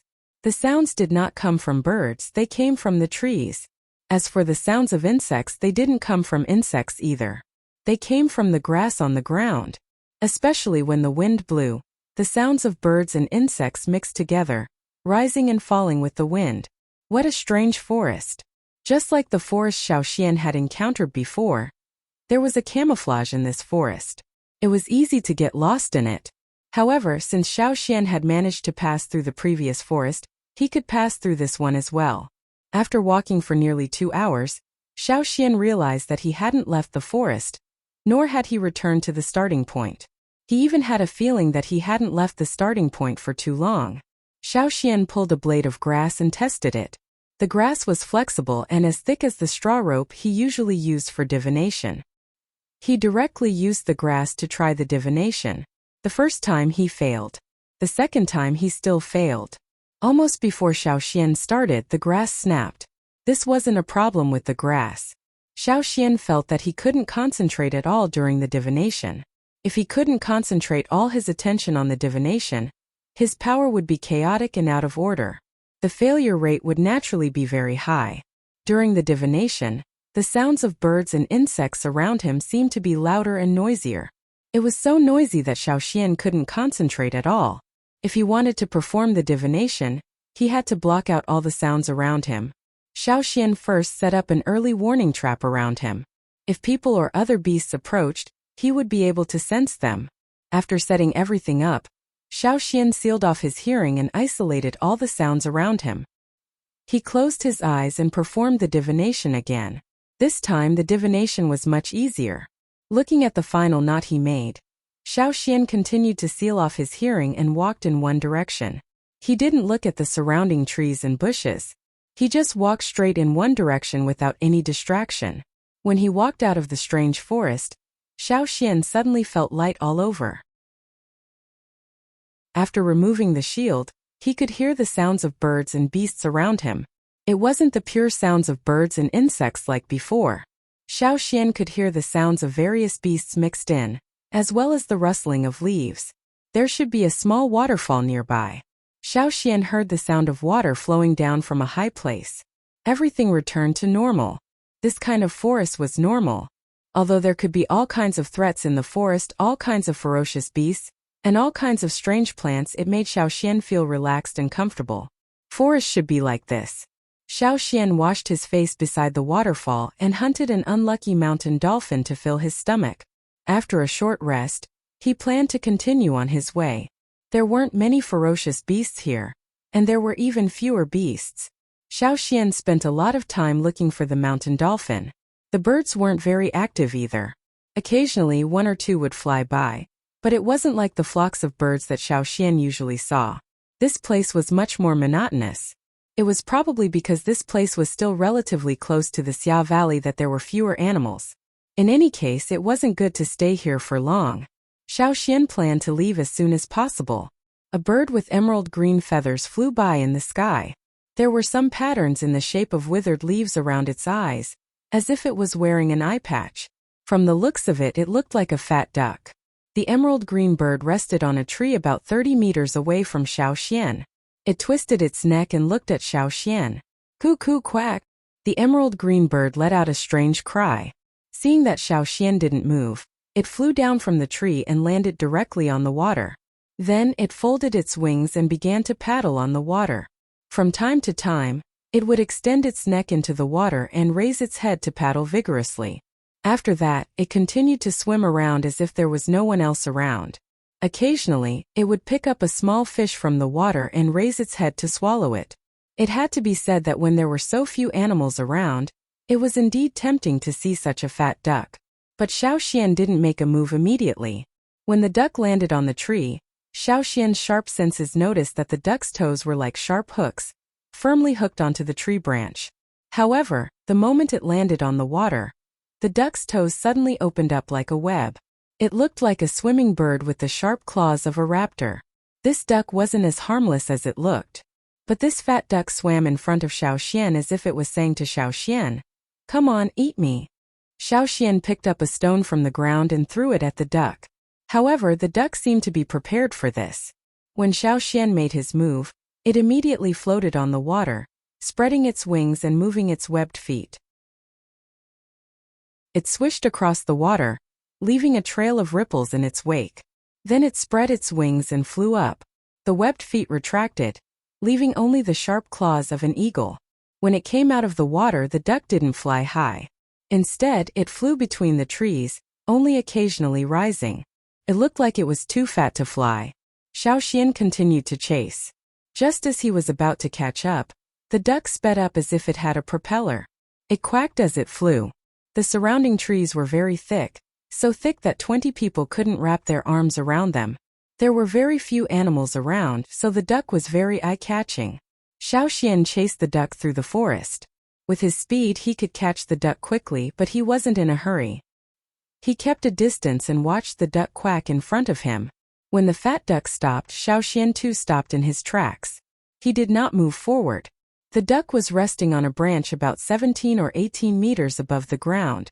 It pecked at its feathers and looked at Xiaoxian. It seemed to be curious why Xiaoxian had stopped there. Quack! The duck quacked again. It even spread its wings and shook its fat body. Xiaoxian didn't look at it. He let it quack as it pleased. His gaze swept across the surrounding forest as he clenched the sword in his hand. When the duck stopped, the surroundings were very quiet. Only the rustling of the leaves could be heard. There were sounds of animals, but it was a little far from here. Just then, a black shadow rushed out of the forest.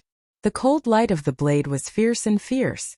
It flashed past, and the air turned into a sharp force. It came straight for Xiaoxian. At the same time, another black shadow rushed out from the other side. He didn't have any weapons, but his arms were filled with strong and solid power. His arms were like knives. When he slashed, the air let out a roar. The two of them closed in on him. Xiaoxian instinctively sensed danger. He was prepared before the two figures rushed out. He didn't block their combined attack. Instead, he ran forward. The blade of the sword split open a crack in the ground, causing dirt and grass to fly high into the air. The sword missed, but the other person didn't seem disappointed. He continued to chase with the other person. There was a cunning look on his face.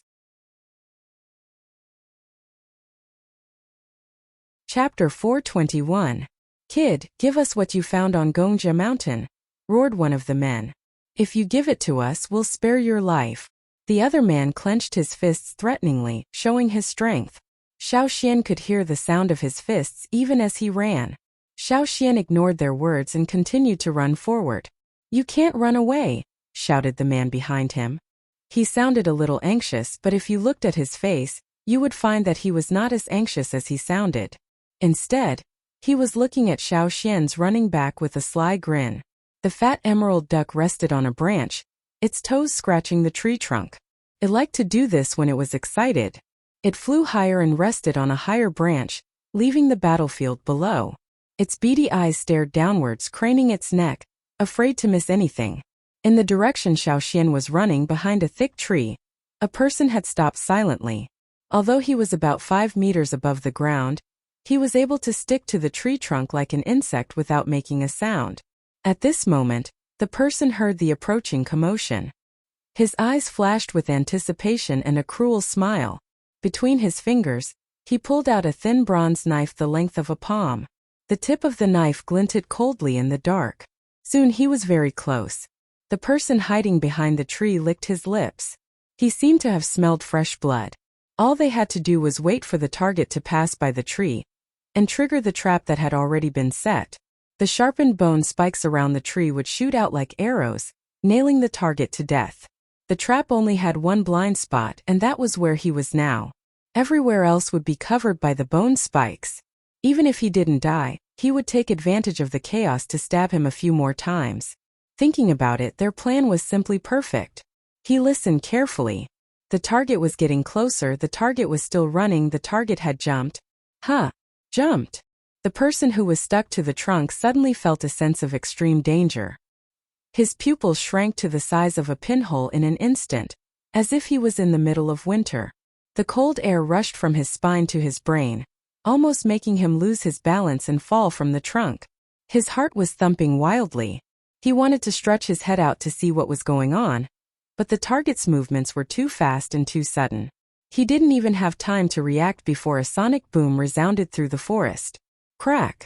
A violent tremor came from the tree trunk, and the tremor instantly spread to every branch and even every leaf. The leaves on the tree broke away from the branches like a snowstorm, scattering everywhere. None of them would have thought that the person they were targeting, the prey that was supposed to be passing by the tree and triggering the trap, would actually jump up. Not only did he jump up, but he also ruthlessly kicked the tree trunk. The thick tree trunk snapped, and the tremor from the kick was clearly transmitted to the person who was stuck to the tree trunk, causing him to spit out a mouthful of blood. The tree trunk did not have time to digest the impact of the kick. The wood near the kick turned into pieces and flew into the air. In the air, the scattered pieces of wood turned into sawdust. The huge tree trunk fell to the ground with its dense branches and leaves, causing the ground to shake. In the forest, the birds and beasts in the distance were frightened by the sudden movement and flew away. Thud! Thud! Thud! Thud! The falling tree trunk and the scattered branches and leaves triggered the trap. The sharp bone spikes hidden in the dense branches shot down from all directions. Some hit the tree trunk and some hit the bushes. The person who was sent flying with the tree trunk hurriedly dodged in the air. He used the branches to dodge many of the bone spikes, but he could not dodge all of them. He was hit in several places and fell to the ground. Blood dripped onto the grass below. Some of the sprout-like plants on the ground raised their drooping heads and opened their pod-like mouths, swallowing the dripping blood. The fat emerald duck resting on a high branch was so frightened by the scene that its feathers stood on end. It changed to another branch to rest. It wanted to leave, but after some hesitation, it decided to stay and watch the show. The smile on the face of the person chasing Xiao Xian froze. It was as if someone had smashed his face with a hammer. His expression completely collapsed. They did not have time to think, nor did they care if the person hiding behind the tree trunk was injured. They were surprised that this seemingly easy-to-deal-with young man had suddenly kicked the tree so fiercely. It was as if he had seen through their ambush. Logically speaking, they had robbed this place a few times already. If they met someone difficult to deal with, they would stay far away. If they met someone easy to deal with, they would kill them. They did not have the ability to go to Gongjia Mountain, so they could only target other people who went there.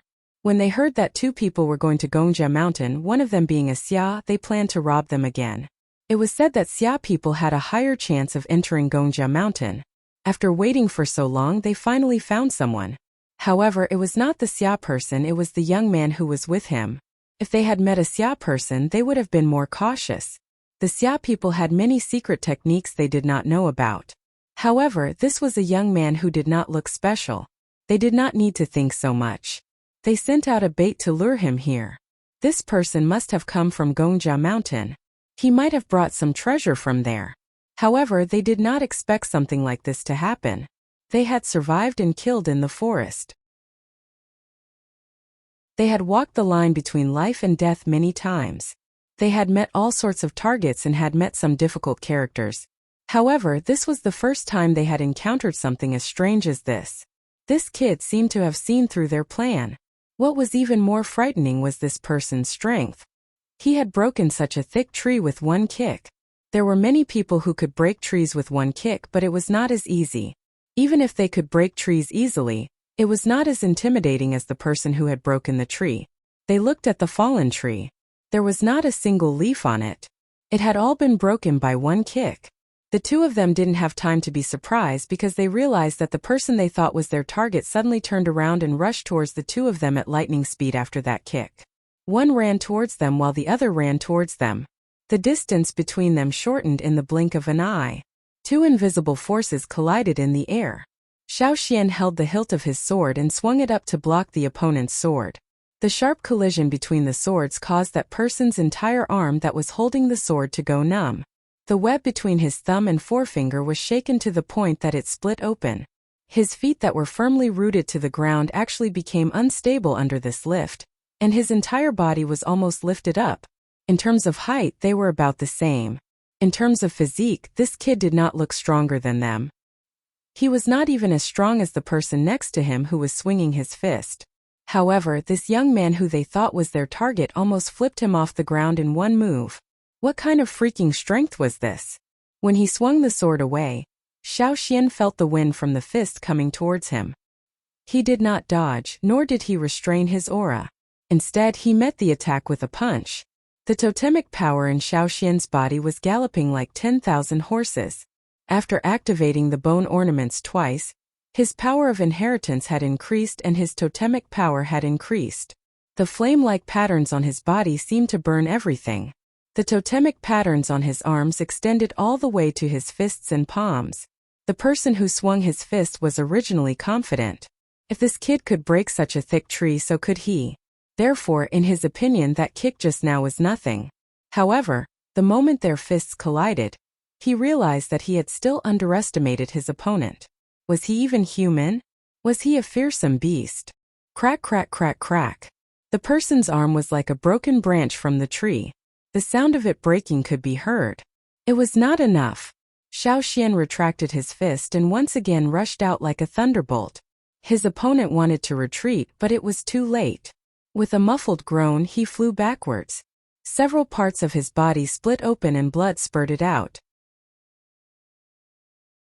The attack did not stop. There was only one left. The person holding the sword saw that his 2 companions were crippled one after another. He knew that this was a tough opponent. He did not have time to catch his breath. When Xiao Xian swung his fist, the sharp blade of his sword whistled through the air. Xiao Xian's sword flipped like a dragon and instantly moved to the left. Clang!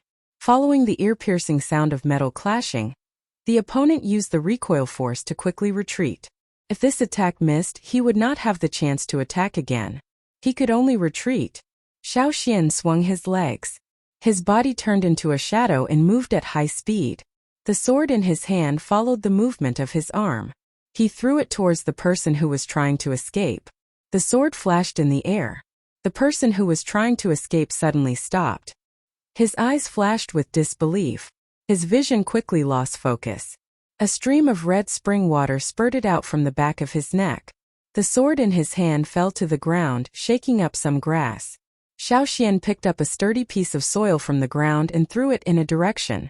Quack! With a scream, the green figure in the air fell to the ground. Feathers slowly floated down from the sky. Xiao Xian walked over and grabbed the wings of the struggling duck on the ground. He took out a straw rope and tied it up. Then he threw it aside. After throwing the duck, Xiao Xian walked towards the place where the tree he had kicked had fallen. There, a person was pinned under the branches. Blood was flowing out of his body. When Xiao Xian went over, the grass snake-like totemic patterns on the person's body gradually disappeared. He twitched a few times and died. Xiao Xian found it strange. Logically speaking, this person was not pinned under the tree. The bone spikes did not hit any vital parts of his body. How did he die? After kicking the tree away, Xiao Xian used his sword to flip the person on the ground over. He found that the wounds on his body were greenish-purple. Poison on the bone spikes? No. Xiao Xian looked at the bean sprouts on the ground. These were the ones that were highly poisonous. After dealing with the 3 people, there was no one else around. Xiao Xian walked back to the fat duck and lifted it up by the neck. Tell me, should I roast you or boil you?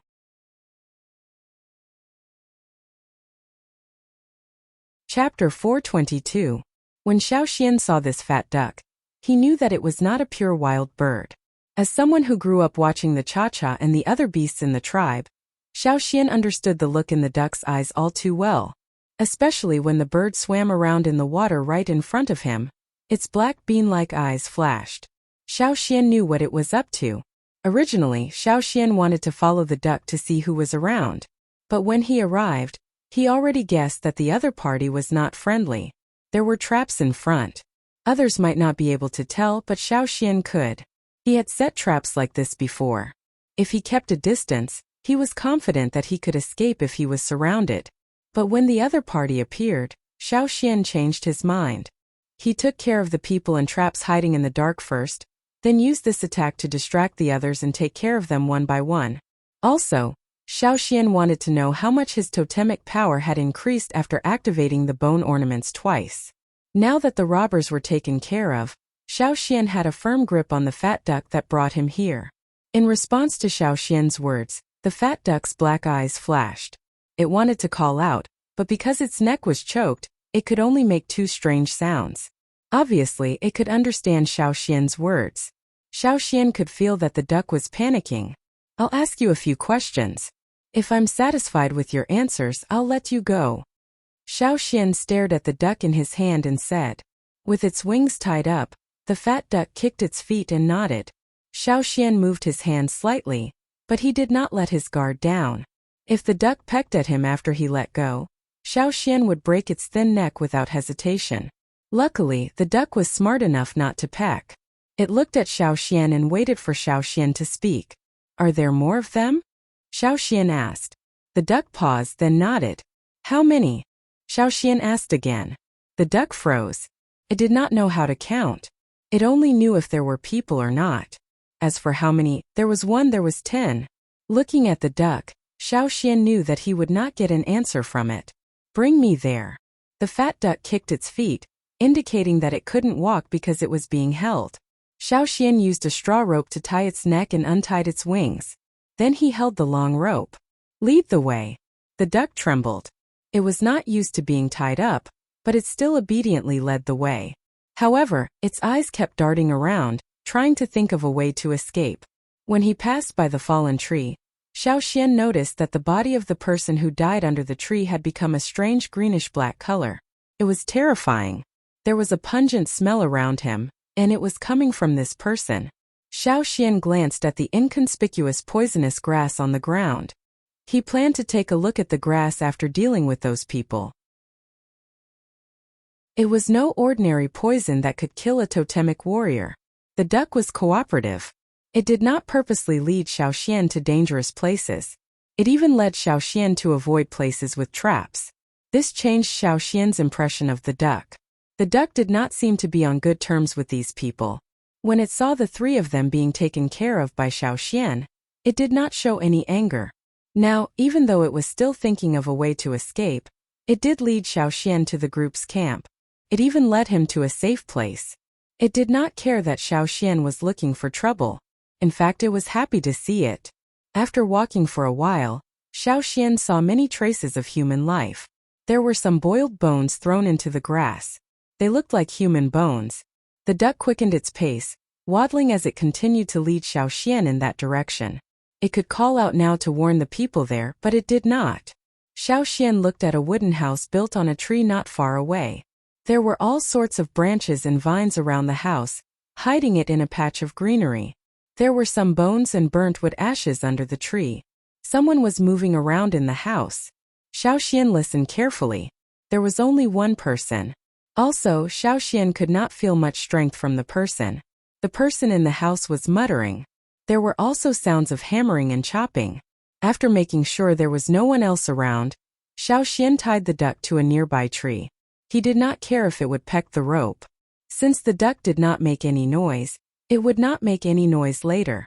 Xiaoxian quietly climbed up the tree and came to the wooden house.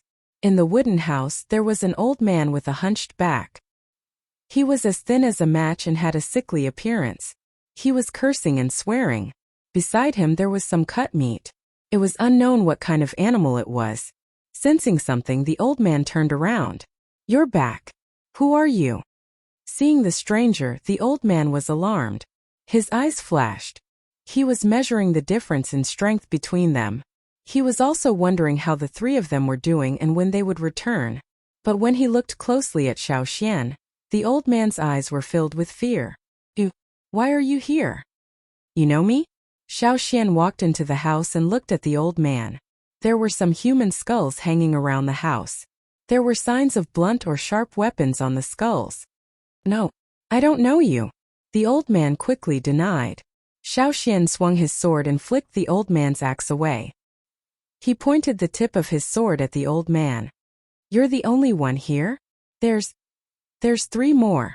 After the old man's axe was flicked away, he shrank back and answered in a trembling voice. "How do you know me?"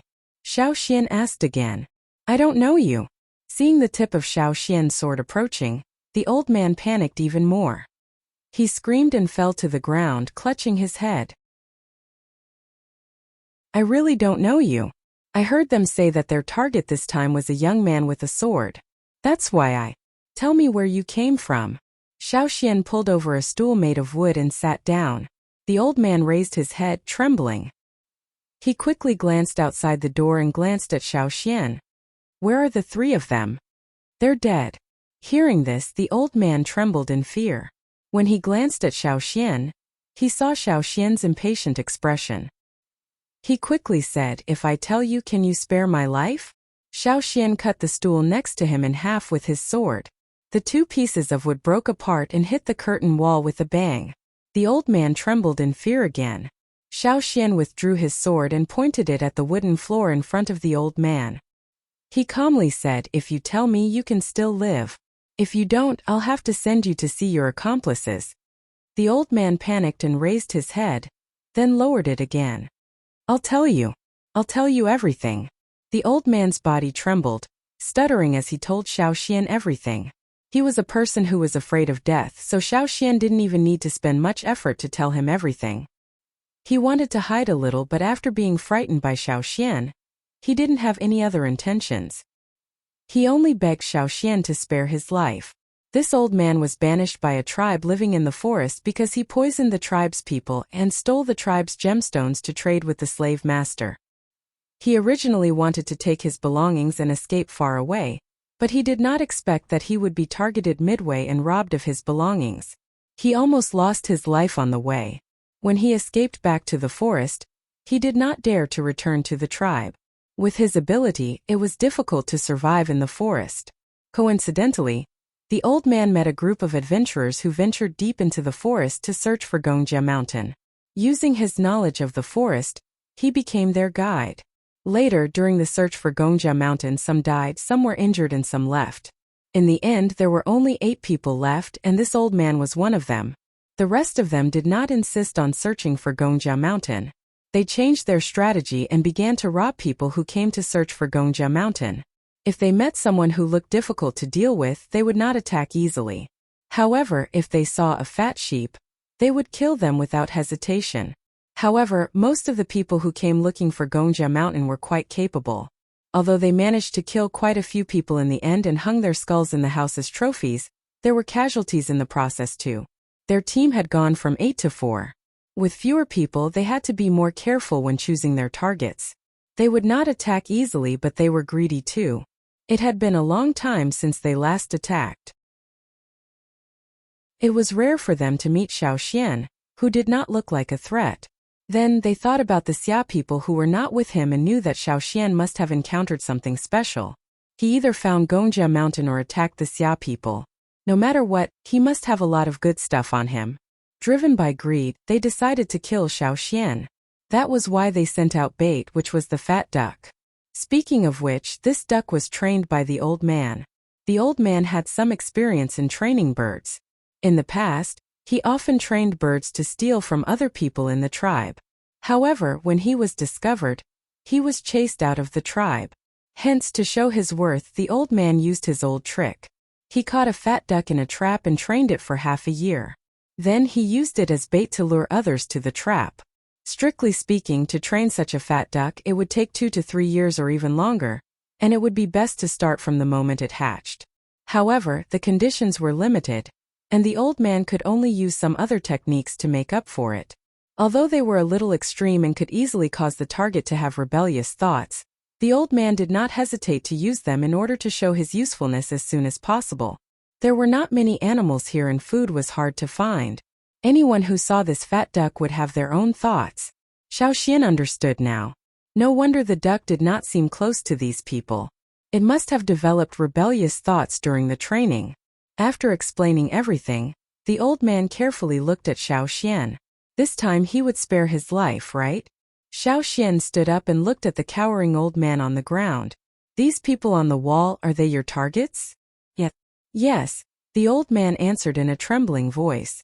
Then he explained, I didn't do anything. They killed them, it's all them.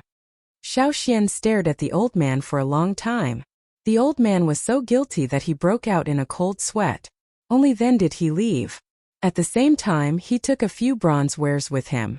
These people had gotten a lot of benefits from the robbery. Medicine, money, weapons, everything. Xiaoxian played dirty and took everything away.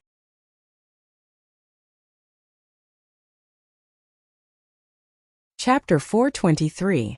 Xiaoxian did not touch the old man. He just took the things and left. If you want to rob someone, you have to be prepared to be robbed and killed as well. When he came down from the tree, Xiaoxian did not see the fat duck.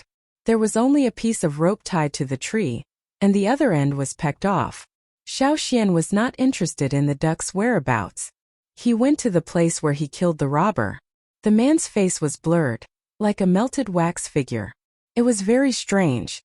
Xiaoxian tried to dig up some of the poisonous grass, but the grass withered quickly after he left. Xiaoxian only took a few of the withered grass, but after testing it with prey, he found that the poison of the grass, which could kill a senior totemic warrior, was greatly reduced after it withered. The more it withered, the less poisonous it was. Could not even kill an ant. Xiaoxian could only give up. It was useless to take it away like this. Perhaps these strange plants could only grow in this place. Xiaoxian continued to walk in the direction of his plan. When he passed by the treehouse, he heard a loud bang. It sounded like a large piece of wood had fallen and broken. He also heard the old man's angry curses and the ducks quacking. It sounded like they were fighting. There was a scream followed by the old man's hysterical roar. Damn it all. Xiaoxian did not go over to look. He continued to take the things he packed and left. On the other side, the treehouse had collapsed.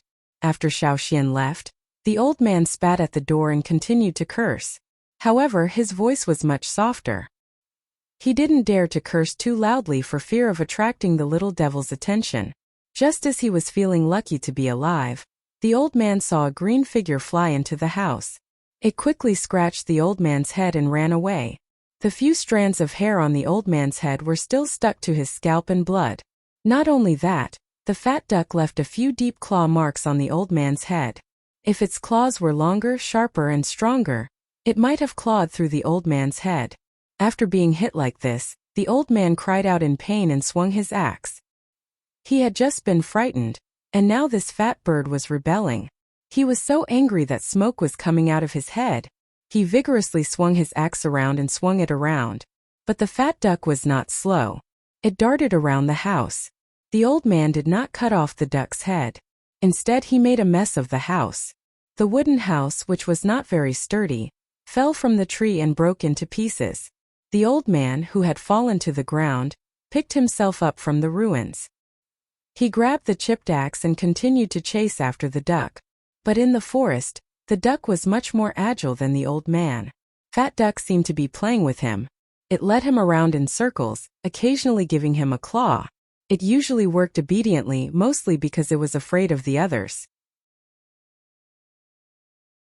In terms of fighting power, the old man was the weakest. Now that the others were dead, only the old man was left. The fat duck did not want to listen to him. It would not give up such a good opportunity to turn the tables. As it led the angry old man around, the fat duck led him to a nearby trap. Most of the traps were set by the other three. The old man did not know that the scream Xiaoxian heard was when the old man's leg was caught in a wooden trap. After the old man fell into a trap, he was trapped by a lasso. He did not have the axe in his hand. He could not get out of the trap. The fat duck hit him a few more times before running away and spreading its wings. Not long after the fat duck left, the sky in the forest darkened. A black figure stopped on a nearby tree and stared at the old man. Not long after, another similar bird flew over. They were nocturnal and liked to eat rotten meat. If there was no rotten meat, they would create it. The old man was no stranger to these birds. In the past, he had fed them the corpses of others. Now that he saw the birds on the tree, he felt a sense of despair. In the silent night, a sudden scream broke the silence of the forest. It was accompanied by the sweet chirping of the birds. The scream became more intense. Some of the beasts hiding in the dark smelled the blood in the air. They followed the smell and joined in the feast. As for Xiaoxian, he had already found the way. He did not rest in a cave. Xiaoxian rested on a tree. Before closing his eyes to rest, Xiaoxian looked at a tree not far away. There, behind the bushes, was a fat figure. Thought it had hidden well. Xiaoxian ignored it. He had used up a lot of energy to deal with the three robbers. It was time to recover. The next day, Xiaoxian woke up and continued on his way. Not far from Xiaoxian, the fat duck continued to follow him. Sometimes when Xiaoxian saw it, it would fly away. When Xiaoxian turned around and did not look, it would continue to follow. Xiaoxian did not understand. What was this fat duck thinking? One day, as Xiaoxian was hurrying on his way, he suddenly heard a terrible quack from behind him. While flying over a tree, the fat duck was swatted down by a large bird in the sky. A few of its feathers were broken. After the fat duck landed on a branch, it was entangled by a snake.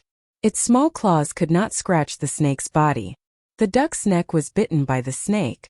Could not even make a sound. Xiaoxian swung his sword and cut the snake in half. He lifted the duck's leg and shook it. The duck's neck swayed with it. It had lost consciousness. It was poisoned. It probably did not have long to live. Xiaoxian looked at the motionless duck and tied its leg with a straw rope. He carried it away and picked up the snake. He would roast it and eat it later. Many of the poisonous snakes in this forest were very poisonous. He did not know how long this duck would last. Xiaoxian felt it was a pity. It would not taste good if it was poisoned. At night, Xiaoxian rested in a cave. This was one of the resting spots on the mountain path. There was a stone pot Xiaoxian had made. He roasted some beast meat, boiled a pot of soup and threw the snake in. Xiaoxian looked at the fat duck on the ground. Just then the duck woke up. It raised its head and met Xiaoxian's gaze. Quack! The duck wanted to dodge, but the snake venom was not completely gone. Its wings and legs were weak, so it fell back to the ground. Xiaoxian looked at the duck, wondering if he should cook it. Since it could wake up, it meant the venom was gone and it was not in danger. It was perfect for cooking. The fat duck's feathers bristled under Xiaoxian's stare. It quacked again, trying to put up a brave front. Xiaoxian turned around, picked up a stone stick and stirred the pot. He looked at the snake. Although it was not the most poisonous snake here, it was not to be underestimated. Even an advanced totemic warrior had to be wary of it. However, this fat duck had cured itself so quickly without any antidote. That's right. The poisonous plants that grew in that place were more toxic than other places. Presumably, the fat ducks that lived in that place would also have a high resistance to poison. Xiao Xian looked at the fat duck, not sure what he meant. It was surrounded by roasted and cooked food, but the duck was not interested. It fell asleep again, probably because the venom was still there. The next day, Xiao Xian was woken up by the duck's quacking. The duck pecked at the straw rope that bound its legs and ran out quickly. Xiao Xian did not stop it. The stone blocking the hole was still there. The duck could only squeeze out through the gap between the stone and the hole. It almost got stuck. When Xiao Xian got up and moved the rock away, he looked outside to see the fat duck pecking at the grass not far away. It even hopped and flew for a while. Looking at its hopping, the snake venom was completely gone. The hungry duck was looking for food. Xiao Xian did not care. He just did what he needed to do.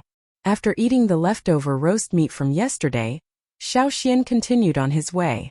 The fat duck that was pecking in the bushes stopped looking for food when it saw Xiao Xian walk away. It hurried to catch up. This time it followed closer than before. However, Xiao Xian's speed made it difficult for the duck.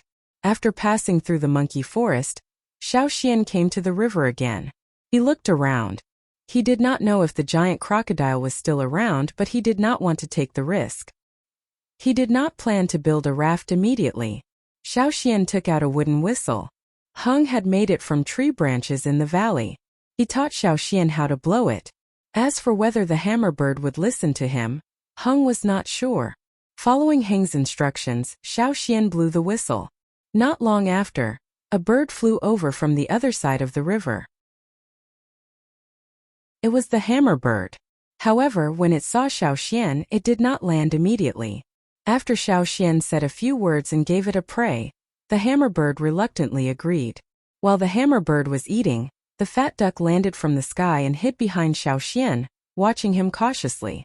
The fat duck was afraid of a bird so much bigger than itself. After a full meal, the hammerbird happily brought Xiao Xian across the river. The fat duck continued to follow behind.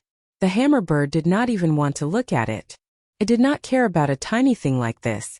When they crossed the river, Xiao Xian did not see the giant crocodile.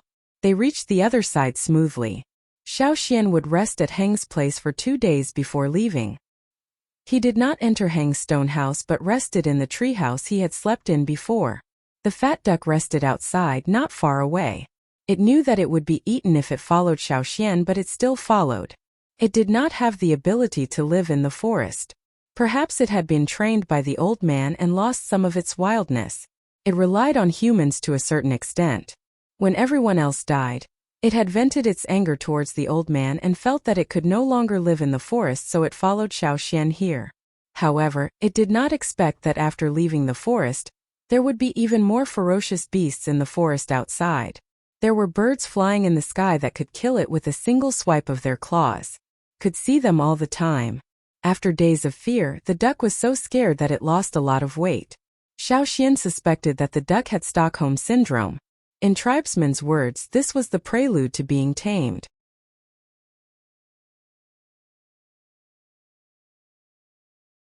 Chapter 424. Xiao Xian tested it a few times. Although the duck was still cautious of him, if there were any dangerous creatures around, it would immediately run towards Xiao Xian, quacking as it ran. Should he really bring it back to the tribe? Or should he just eat it? Xiao Xian thought about it carefully. This duck had a special constitution. If he could tame it, he could bring it back to the tribe. However, Xiao Xian observed its tail feathers. It was most likely a male duck. It couldn't lay eggs if he brought it back. Should he just eat it? Plus, there were no female ducks in the tribe. After some consideration, Xiao Xian decided to continue watching. If the duck could follow him back to the tribe, he would just keep it there. He would just treat it as an experiment to raise a bird. After resting in Heng's house for a few days, Xiao Xian set off again. This time Xiao Xian did not walk through the shallow swamps. Instead, he took a longer route to see what the other areas were like. It was to enrich the map. The duck continued to follow him. It seemed to have become a habit. Seeing that Xiao Xian had not eaten or beaten it, and had even helped it a few times, it followed even closer. Seeing the familiar forest again, Xiao Xian's heart relaxed a little, and he shouted faster. There were other movements in the forest. Xiaoxian heard human voices. The tribesmen were hunting. Swoosh! An arrow shot out from the forest, aimed at the duck following Xiaoxian closely. Could not be helped. The duck was too conspicuous in this forest. When it flew, it was like a live target. It would be fine if the hunters did not care for such a prey, but if they did, it would be hard for the duck to escape. After all, the duck's stamina had decreased greatly after following them for such a long time. It was not as fast as it had been at the start. It would be difficult for it to dodge the arrows that suddenly came at it. Xiaoxian noticed it and blocked it with his sword, deflecting the arrow behind him. "Who's there?" A shout came from the forest, and several figures rushed over. It was Taozheng and Yu. This area belonged to their hunting group. The first thing that came to their mind was that someone from another tribe had entered their hunting grounds. However, after seeing Xiaoxian, their vigilance immediately faded. "Xiaoxian, Elder, you're back." Xiaoxian had left the tribe for some time. It was said that he had something important to do. Some people knew the reason while others didn't. They only knew that after Xiaoxian left, the chief and the others had been very worried. Every time the hunting team went out to hunt, the chief would remind them to be careful. If Xiaoxian came back, they should immediately send someone to inform him. "Should I go back and inform the leader?" Taozheng asked. Xiaoxian waved his hand. "No need. I can go back by myself. You guys continue hunting." "Elder Xiaoxian, what is that behind you? Is it your prey?" a young man in the group asked. He was the one who shot the arrow, and now he was embarrassed to face Xiaoxian. He felt like he had stolen the elder's prey. Xiaoxian looked at the fat duck resting on a tree not far behind him, and said to Taozheng and the others, "I guess so." Xiaoxian was also carrying a big package wrapped with animal skins and vines. Everyone in the hunting group glanced at the package curiously. "What's inside?" Taozheng asked with interest. "Metal," Xiaoxian said. Hearing this, the others were curious, but now was not the time to chat. They could only suppress their curiosity and continue hunting. After bidding farewell to Taozheng and the others, Xiaoxian hunted 2 more prey, and then went back to the tribe. In the tribe, the shamaness and chief Zheng Luo heard that Xiaoxian had returned, and personally went down the mountain to welcome him. That bird! In front of the man-made river around the tribe, someone pointed at a bird resting on a tree on the other side of the river and shouted. The fat duck was cautiously looking at the Yanjiao people. "That bird, as long as it doesn't attack or cause trouble for the tribe, don't bother with it," Xiaoxian said to the people at the foot of the mountain. "So it belonged to the elder." The people at the foot of the mountain immediately nodded solemnly, promising not to kill it. Xiaoxian wanted to explain, but the shamaness dragged him up the mountain, as if she had a lot of questions. Xiaoxian didn't bother to explain, and decided to come back when things were settled. They went up the mountain and threw the prey at the door. Seeing that Xiaoxian was busy, some people volunteered to help Xiaoxian take care of the prey. After thanking them, Xiaoxian went to the shamaness and briefly told them what happened. When they heard Xiaoxian say that outsiders could not enter Gongjia Mountain, the shamaness and chief felt it was a pity. However, when they saw what Xiaoxian took out from the animal skin scroll, their eyes lit up and they forgot about their regret. Zheng Luo hurriedly took out a piece of animal skin and picked out a few key points to copy again. He could not wait to discuss it with the tribe's blacksmith. Zheng Luo's interest in forging weapons was no less than the tribe's blacksmith's, but he could not find the key points of the technique. After all, the tribes who knew a little about forging would keep it a secret and not let others learn it. What Xiaoxian took out was a few key points to the core of the technique. It helped Zheng Luo solve the problem that had been troubling him. Although it wasn't enough to enlighten him, it was very inspiring. "Take a look at these. You can reforge the rusty ones." Xiaoxian took out the items he took from the robbers and handed them to Zheng Luo. The quality of the weapons varied. The good ones could be used immediately while the bad ones had to be reforged. Zheng Luo rubbed his palms and left hurriedly with the items. Only Xiaoxian and the shamaness were left in the house. Xiaoxian told her about activating the bone ornaments. "Good. Very good." The shamaness smile deepened. "If there's nothing else, you can continue. I'll clear a place for you to practice in the tribe. It's better here than in the forest." You won't have to worry about the threats around you. Xiao Xian stayed a little longer at the shaman's place before returning to his own house. When he returned, the prey had already been taken care of. Chi-Chi was already waiting in front of Xiao Xian's house. When he saw Chi-Chi, who could barely hold back her smile, Xiao Xian knew that the planting of the 1,000-grain gold had been successful. Elder Xiao Xian, you're back. The 1,000-grain gold is growing very well. Come and take a look. Chi-Chi eagerly led Xiao Xian to the backyard. When Xiao Xian passed by the house, he only saw that the backyard had been widened. The fence had been raised so he couldn't see what was inside. Now that he was home, he walked to the backyard and saw the 3-meter-tall plants in the field. Xiao Xian was stunned. When he saw the 1,000-grain gold plants in the wilderness, they weren't like this. They weren't as tall as these. When Xiao Xian left the tribe, there were 34,000-grain gold plants in the backyard. At that time, each plant wasn't even as tall as Xiao Xian's shoulder. Now there were only 23 plants left, but each one was growing very well. Not only were they taller than a person, their leaves were wider and thicker than the ones in Xiao Xian's memory. The stalk was almost as thick as a person's waist.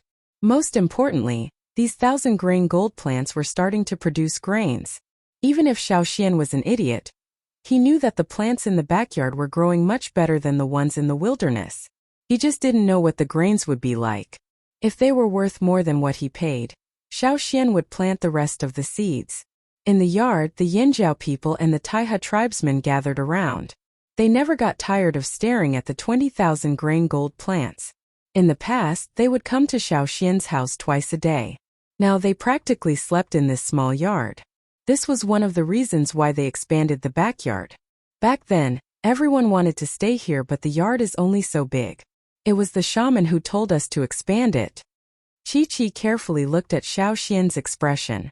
Seeing that Xiao Xian wasn't angry, she felt relieved. Thank you all for your hard work. Xiao Xian thanked them. It's not hard at all. It's all worth it. Chi-Chi felt proud and accomplished as she looked at the plants in the field. When they returned to the tribe, Xiao Xian's tense nerves finally had a chance to rest. He slept especially soundly that night.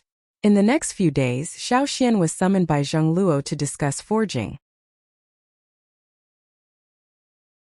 His status in the tribe aside, Xiao Xian knew the Xia people and had even gone to Gongjia Mountain. The Yinjiao craftsmen believed everything he said. They would ask Xiao Xian if they didn't understand the records he brought back. Xiao Xian also briefed everyone on the development of the core seed and the Xia people so they had a basic understanding. A few days had passed when Xiao Xian left the mountain again. On this day, Xiao Xian planned to check on the fat duck. The people living at the foot of the mountain and the patrolling guards all knew that the fat duck flying around on the other side of the river was Elder Xiao Xian's prey. No one dared to touch it. Some people even threw food at it. On the first day, the fat duck was uneasy in a foreign place. It was constantly worried and would fly away at the slightest sound. Later, it realized that the people didn't try to kill it and it even got a lot of food. Although it didn't eat much of it, it was still good to get free food, so it continued to stay. On the second day, the fat duck tested the underground water. It swam in the man-made river in front of the Yinjiao tribe, but when people passed by, it would immediately fly away and hide in the forest. It would only fly back when there was no one around. The third day, the fourth day, when Xiao Xian came to check on it, the fat duck was leisurely paddling in the river in front of the tribe. Occasionally, it would dive into the water. Even when people came close, it only looked at them cautiously but didn't fly away immediately. This duck didn't want to leave. Seeing that it was alive and well, Xiao Xian didn't chase it away. He just asked people to keep an eye on it so it wouldn't cause any trouble. Until one day, Xiao Xian noticed that there were a few female ducks in the river in front of the tribe.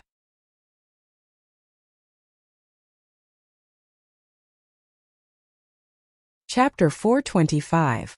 Compared to the other beasts in the forest, this fat duck was closer to humans. Sometimes it would fly off into the distance, but it would return before dark to rest in the forest on the other side of the river. During the day, it would continue to roam around the river and the forest on the other side of the river. Because this area was close to the Flaming Horn tribe, there were no other dangerous beasts around, so it was safe for the duck. Once it grew bolder and got used to the environment, it would start to get restless. According to the people who often observed the fat duck, It disappeared for half a day at first. When the people at the foot of the mountain were worried that it was missing and were about to report to Xiaoxian, they found that it had returned with another bird. After the two left, the fat duck returned with another bird. Just like that, it brought back a bird every 1 or 2 days. These birds didn't all look the same. Some had sharp beaks, some had flat beaks, some had long wings, some had short wings, some had bright feathers, some had dark feathers, some liked to rest in the trees, some liked to rest in the grass. Even though the birds brought back by Fat Duck were all different, they were similar in form. They looked very similar to ducks and might be related to one another in history. In the past, the tribesmen would definitely hunt down the birds when they saw them. It would be a waste not to take prey that was delivered to their doorstep. But that fat duck belonged to Xiaoxian, so no one dared to touch it. No one touched the other birds either. The people at the foot of the mountain were now interested in counting ducks. Whenever they had time, they would go to the river to see if there were more ducks today. "Hey, how many are there now?" asked a warrior on patrol duty. 17. "There were 15 yesterday," said another warrior happily. "I can't believe these birds increased by themselves." "What are you talking about?" Elder Xiaoxian's bird lured them here. As expected of an elder, he only brought back 1 bird and now there are 17, said the man enviously. "But these birds don't look tasty. They're small and don't have much meat. They look like normal birds too. What does Elder Xiaoxian need so many birds for?" Someone was puzzled. Since Elder Xiaoxian did this, he must have his reasons. Let's not think too much about it. We just have to keep an eye on those birds and make sure they don't attack them. "Stop talking, it's time to take a detour," the leader scolded. Compared to the fat duck, the others were more timid and vigilant. After all, the fat duck had interacted with humans before, so it was easier for it to adapt to human territory. However, the others were different. If someone approached the river, those that were still swimming in the water would immediately scream and run away. They would only return after a long time and some would disappear for days. Therefore, in order not to scare the birds away, even if the people at the foot of the mountain went to count, they would keep a distance. After a long time, they also figured out a safe distance. As long as they were outside this distance, the birds would not be scared away.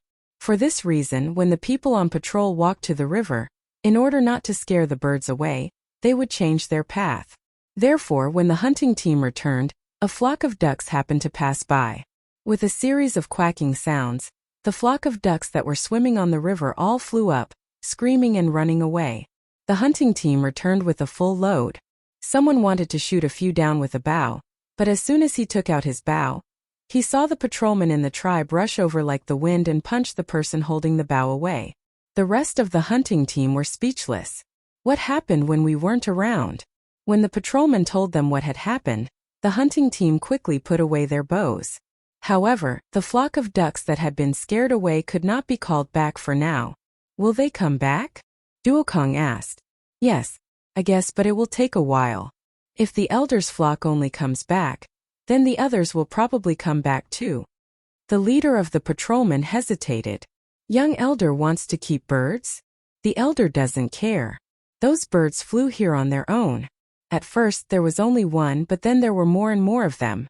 I counted 20 today."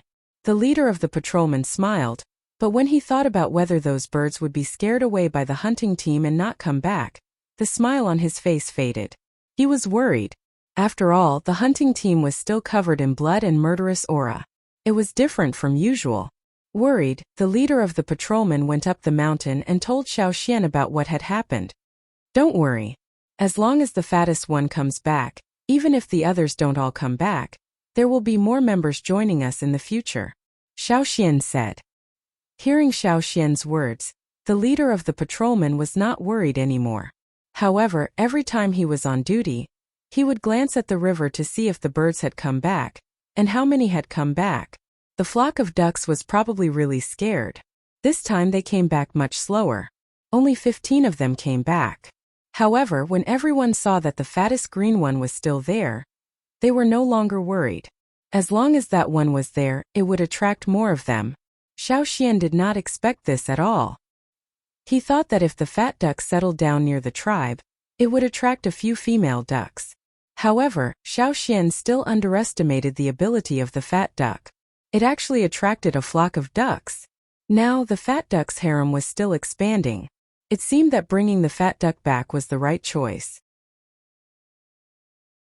If the female ducks laid eggs in the future, and the ducklings hatched, maybe some of them would inherit the fat duck's detoxification ability. The male ducks could be eaten, and the female ducks could be slowly tamed. Let's see if they could lay as many eggs as possible. It did not matter if the second-generation ducks would develop as Xiaoxian expected. It was still early. There were not even eggs yet, let alone second-generation ducks.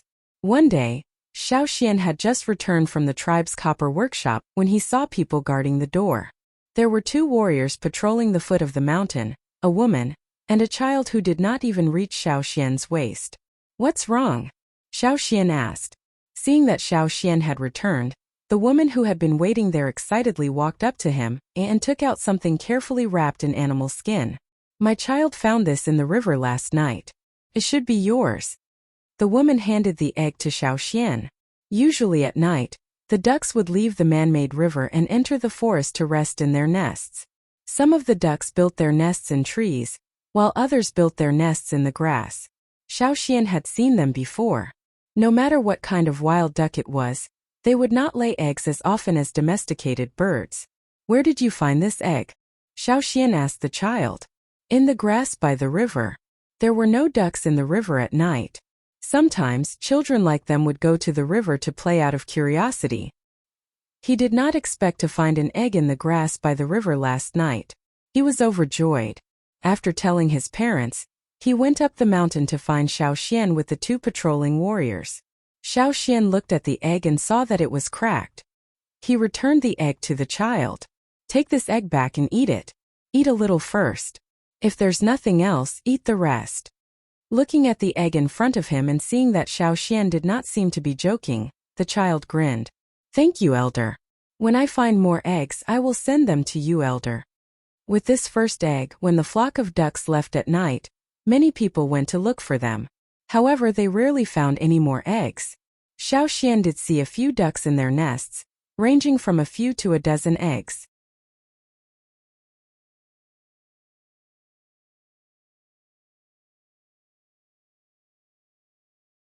Xiaoxian ordered his men to bring the ducklings that had lost their mothers back to the tribe to be reared. The fat duck continued to turn a blind eye to this. In fact, after the second-generation ducklings were born, it did not show much interest in them. Although it continued to patrol the forest, it did not stop for the ducklings. The people in the tribe were very enthusiastic about these second-generation ducks. A large duck pen was specially built at the foot of the mountain. Xiaoxian also brought some people to build a duck shed. Every day, people would take turns to look after the ducks. Then one day, Xiaoxian received a report from the people at the foot of the mountain that the fat duck had moved in by itself. It did not even let the ducklings near it. Seeing how stubborn the duck was, Xiaoxian had no choice but to get someone to build a small shed next to the duck shed and lay some hay on it. Only then did he let the duck move over. Xiaoxian had discovered that the duck eggs he brought back had antidote properties, so he paid more attention to the ducks reared by the tribe. As for the ducks in the forest outside the tribe, Xiaoxian did not let his men catch all of them. It was the first time the tribesmen tried to feed ducks, so it was good to have a comparison. Plus, there were too many ducklings for the inexperienced tribesmen to take care of. It was better to let the older ducks take care of them. Other than the ducks, the craftsmen in the tribe also made great progress in forging. They melted down the large bronze cauldron Xiaoxian brought back and made other bronze wares. There were obvious improvements in weapon forging, but there was not enough for them to experiment with. What made Xiaoxian even happier was that the 1,000-grain gold in his backyard was about to ripen. The grains were starting to turn yellow. When they all turned gold, it would be almost ready. With his experience, Xiaoxian told everyone to pay attention to the changes that occurred when the grains ripened, such as rats and other things. According to Jiju and the others' estimates, the 1,000-grain gold harvest should be just in time for the tribe's first trip to Amba City this year. They had already accumulated animal skins for half a year. It was time to go out and trade them. Otherwise, they could not just leave them at home. Plus, for the Taiha tribesmen who were good at planting, harvest time was approaching. After they harvested, they would have to go out and trade. The The Yinjiao people would naturally try their best to go with them and take care of them.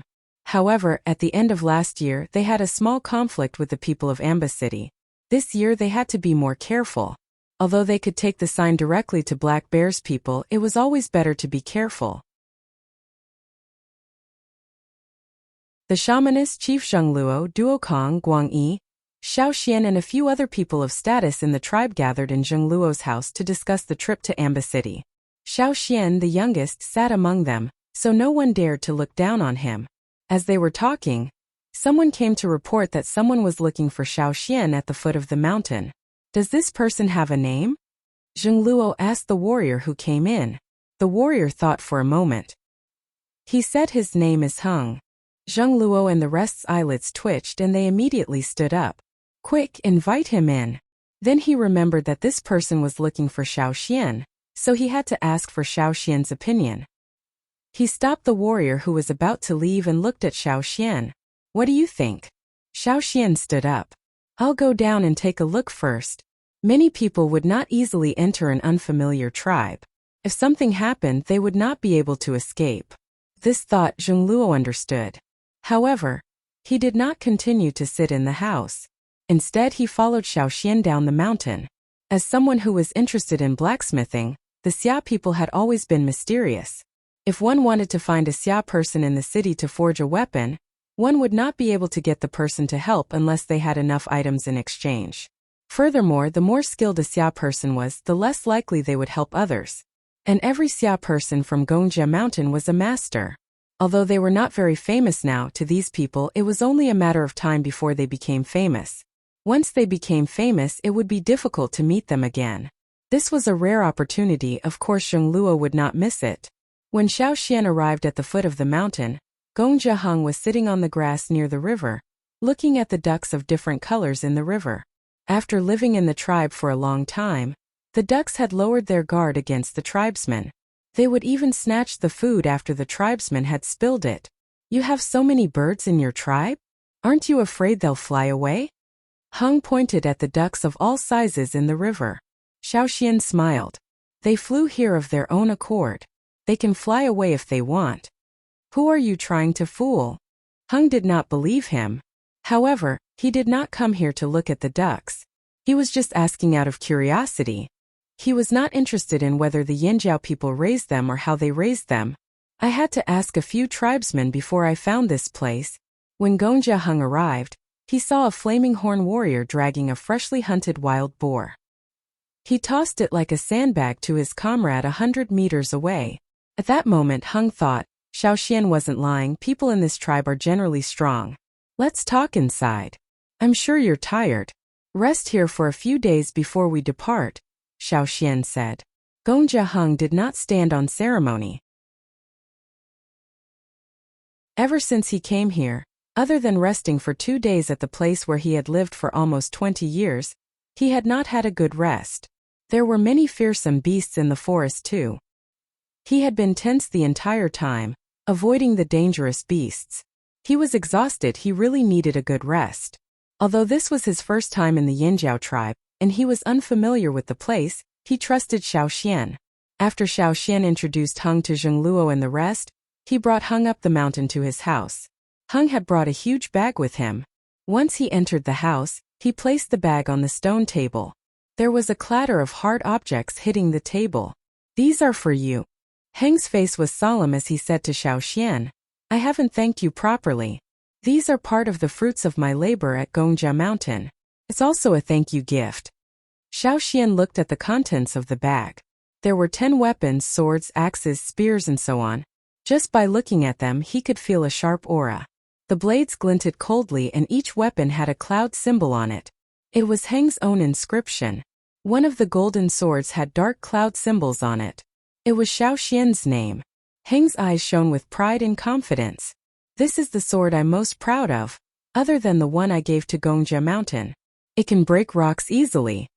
As he spoke, he scanned the room and saw a few fist-sized rocks in the corner. He strode over and picked one up. Look! Zhengluo, Duokong, and the others who squeezed into the room craned their necks and stared without blinking, afraid to miss this exciting scene. They had long heard that among the weapons made by the Xia people, There were many that could easily break rocks and split them in half. However, they had to pay a hefty price to make these weapons. Plus, they had no way to find the Xia people to make them. Those masters usually didn't see outsiders. Now they finally had the chance to witness this. How could they not be excited? They were so excited they couldn't even breathe. Hung held the golden sword in one hand and tossed the rock into the air with the other. The moment the rock was in the air, Hung raised his arm and swung his sword, pointing it at the rock in the air. When the sword slashed down, the golden light flashed with a sense of holiness. It was like a bolt of lightning in the dark night, as if it wanted to tear the sky apart. The people watching felt chills run down their spines. They almost shivered. Clang! Metal and rock collided with a crisp sound that pierced their eardrums. Rock powder flew everywhere. Slap, gurgle, gurgle, the rock rolled to the ground. The blade was intact. There was no dent. There was a small dent in the rock. Xiaoxian, Hung, Zhengluo, Duokong and the rest. Was this considered breaking the rock?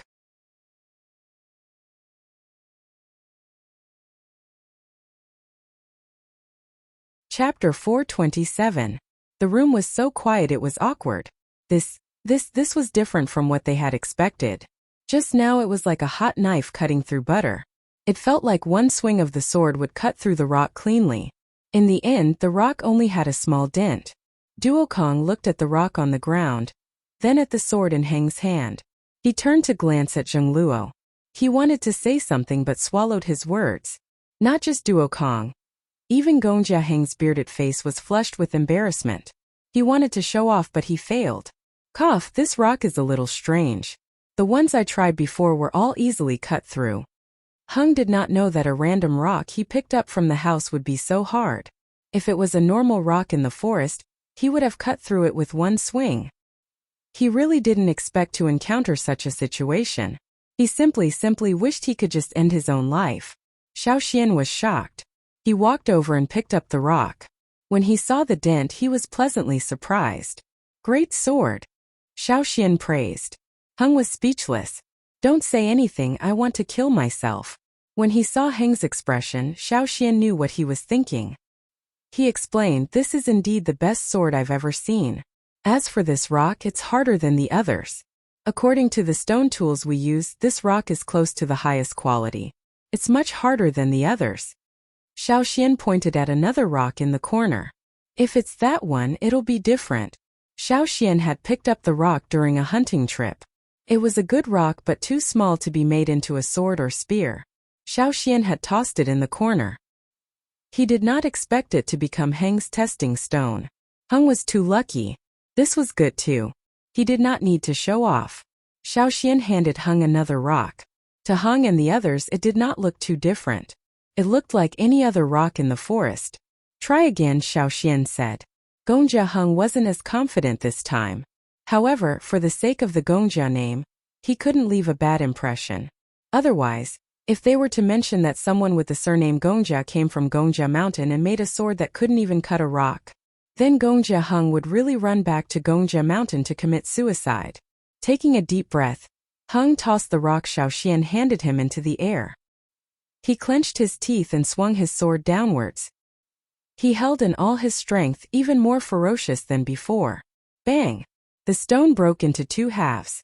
Hung heaved a sigh of relief. However, his arrogance faded a little. He couldn't help it, he had just embarrassed himself. Even if he managed to salvage some of his pride, he had to admit that it was quite a blow. This also made him realize that his skills were still far from perfect. If he had more time and continued to improve, one day, he too would be able to crack that rock. Duokong picked up the two halves of the rock on the ground, casting his suspicions to the back of his mind. His eyes lit up as he stared at the sword in Heng's hand. However, he knew that the sword was for Xiaoxian. He just wanted to borrow it for fun when Xiaoxian didn't need it. Zhengluo also admired Hung. As expected of a Xia person, he could break rocks so easily. No wonder the slave masters from the great 6 cities loved him so much. Hung passed the sword to Xiaoxian. He didn't introduce the other weapons now, instead asking Xiaoxian for advice on how to identify the rocks. This would make it easier for him to choose a rock to test his sword on after he made it. Otherwise, if an embarrassing incident like this happened again, he wouldn't have any face left. Fortunately, this was just a tribe living deep in the forest. If this happened in the Great Six Cities, especially the royal city, the consequences would be worse. After witnessing Heng's sword, Zheng Luo and Duokong didn't stay. Heng still had things to discuss with Xiaoxian, so they didn't disturb him. Xiaoxian explained some methods to identify rocks, then asked about his future plans. I'll go directly to the royal city. I still have some elders and friends there that I need to visit. After all, I've been away for 20 years. I wonder how the royal city looks like now. Gongjia Heng sighed. Some people are so close to entering Gongjia Mountain, yet they can't even take that last step. Just like the corpses in Xia Valley, they died with great reluctance. The elders in the tribe say it's fate. I thought I'd follow in their footsteps, but I didn't expect to meet you, Xiaoxian. I've benefited a lot too, said Xiaoxian. Heng thought Xiaoxian was talking about the 10 weapons he gave away, so he waved his hand. That's nothing. When my skills improve in the future, if you want more weapons, you can come to me. Don't worry, I won't charge a high price. Heng paused, the muscles on his face twitching. Why did you step on the valley before you left? When Gongjia Heng came out of the mountains, he was in a daze from the continuous forging. He tripped over the pit and almost coughed up blood when he saw the letter Xiaoxian left him. Cough, that place is not bad. Xiaoxian quickly changed the topic. When are you going to the royal city? Our tribe is going out to trade soon. I'll go with the tribe then to the royal city. Alright. If you don't have a place to stay in the royal city, you can come to me. Our Gongjia family lives together in the royal city. You can ask around when you get there. Heng was very happy that Xiaoxian could go to the royal city. I'll introduce you to a few Gongjia masters. If you need any weapons, you can go to them. Oh wait, I'll be a master too. Ha ha ha ha. Heng's confidence, which had been shaken by Xiaoxian's rock, returned. Different people had different definitions of the title master. In the Yinjiao tribe, those who forged and repaired weapons were called craftsmen. It was the same in other tribes, but to those who were more particular, only those who had reached a certain level and achieved a certain level of results would be called masters or craftsmen. Otherwise, they were just regular craftsmen. In the past, Heng was also known as a Xia craftsman, but in the eyes of the Gongjia family, as well as some noble slave masters in the 6 tribes, he was not qualified. But now, after a trip to Gongjia Mountain and learning some secret techniques from his ancestors, his skills had improved. He could be called a master now. In the past, Gongjia Heng was indeed arrogant, but this arrogance was fake. Even Gongjia Heng himself felt a little guilty when he boasted. After all, he was not considered a genius among the Xia people. Otherwise, he would not have been trapped for 20 years while searching for Gongjia Mountain. He did not have much influence in the Great Six Cities either. He could not compare to the more outstanding people in his tribe. But now, he was confident that he could turn the tables and make a name for himself in the city. The current Heng was like an ore that had been forged into a weapon. He had shed his initial form and become a more advanced and dazzling sword. Thank you in advance, Master Heng. Ha ha ha, you're welcome. You're welcome. Heng was elated. He was already imagining his glorious return to the royal city. However, when he saw the chipped stone, he calmed down. Gongjia Heng asked Xiaoxian for the missing rock. He had decided to use it as a sword test for the rest of his life. Our tribe uses knives, spears, and axes. Can these weapons be better than this sword? Asked Xiaoxian. Of course, answered Heng. Because the slave owners like swords, among the many weapons, the craftsmen made more swords. After all, in the place where the slave owners lived, there were not so many huge and fierce beasts. What are your requirements for these weapons? Even if he could not make them now, Heng wanted to think about it so he could be prepared when Xiaoxian asked him to make weapons. Xiaoxian thought for a while and said, "Make it bigger, it'll be more useful for hunting." Heng's eyelids twitched. So this was Yanjiao's style. Xiaoxian taught Heng many techniques to identify stone materials. In return, Heng gave some pointers to the tribe's craftsmen after his conversation with Zheng Luo. The Taiha tribesmen were jealous. They wanted to get some advice from Gongjia Heng, but they had no reason to. Gongjia Heng only spoke to the Flaming Horn craftsman because Xiaoxian had helped him before. As for the others, Master Hung was too arrogant to bother with them. The Xia people were arrogant because they believed no one could make a better weapon than them even if they were to forge a weapon in front of other people. He was just giving pointers to the Yinjiao craftsmen too. Hung did not feel pressured at all. In the 2 days he stayed at the Yinjiao tribe, he could feel the warmth of the Yinjiao people. When he left, they even gave him a roasted beast leg. The leg was bigger than his entire body. However, to Hung, it was inconvenient to carry such a huge beast leg around in the forest. He only cut off a piece and brought some jerky with him before leaving. Before he left, he reminded Xiaoxian that if Xiaoxian went to the royal city, he should bring him some 1,000 grain gold. In exchange, he would make more weapons. Although Hung did not know much about farming, he had seen a lot. He could feel the uniqueness of these grains. When they heard this, the Yinjiao people's anticipation for the 1,000 grain gold grew even stronger. Now, the grains on the 1,000 grain gold ears were like grapes. They were much bigger than the soybean-sized grains Xiaoxian had seen before. The heavy ears drooped, waiting to be harvested when they were ripe. As he watched the 1,000 grain gold ripen, Xiaoxian thought about the old man who had discovered the 1,000 grain gold with him. How was he doing now? The Ji people should not have any problems.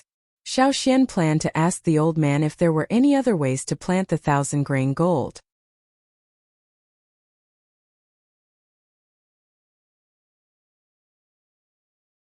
Chapter 428.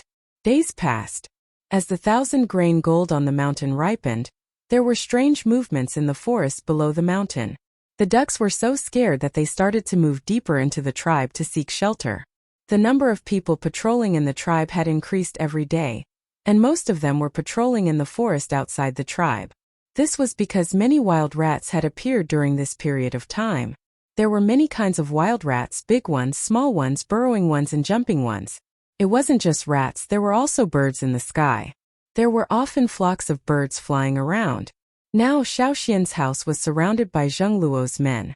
They had enough bows and arrows, shooting down one rat and a flock of them. Other than normal beasts, there were also fearsome beasts.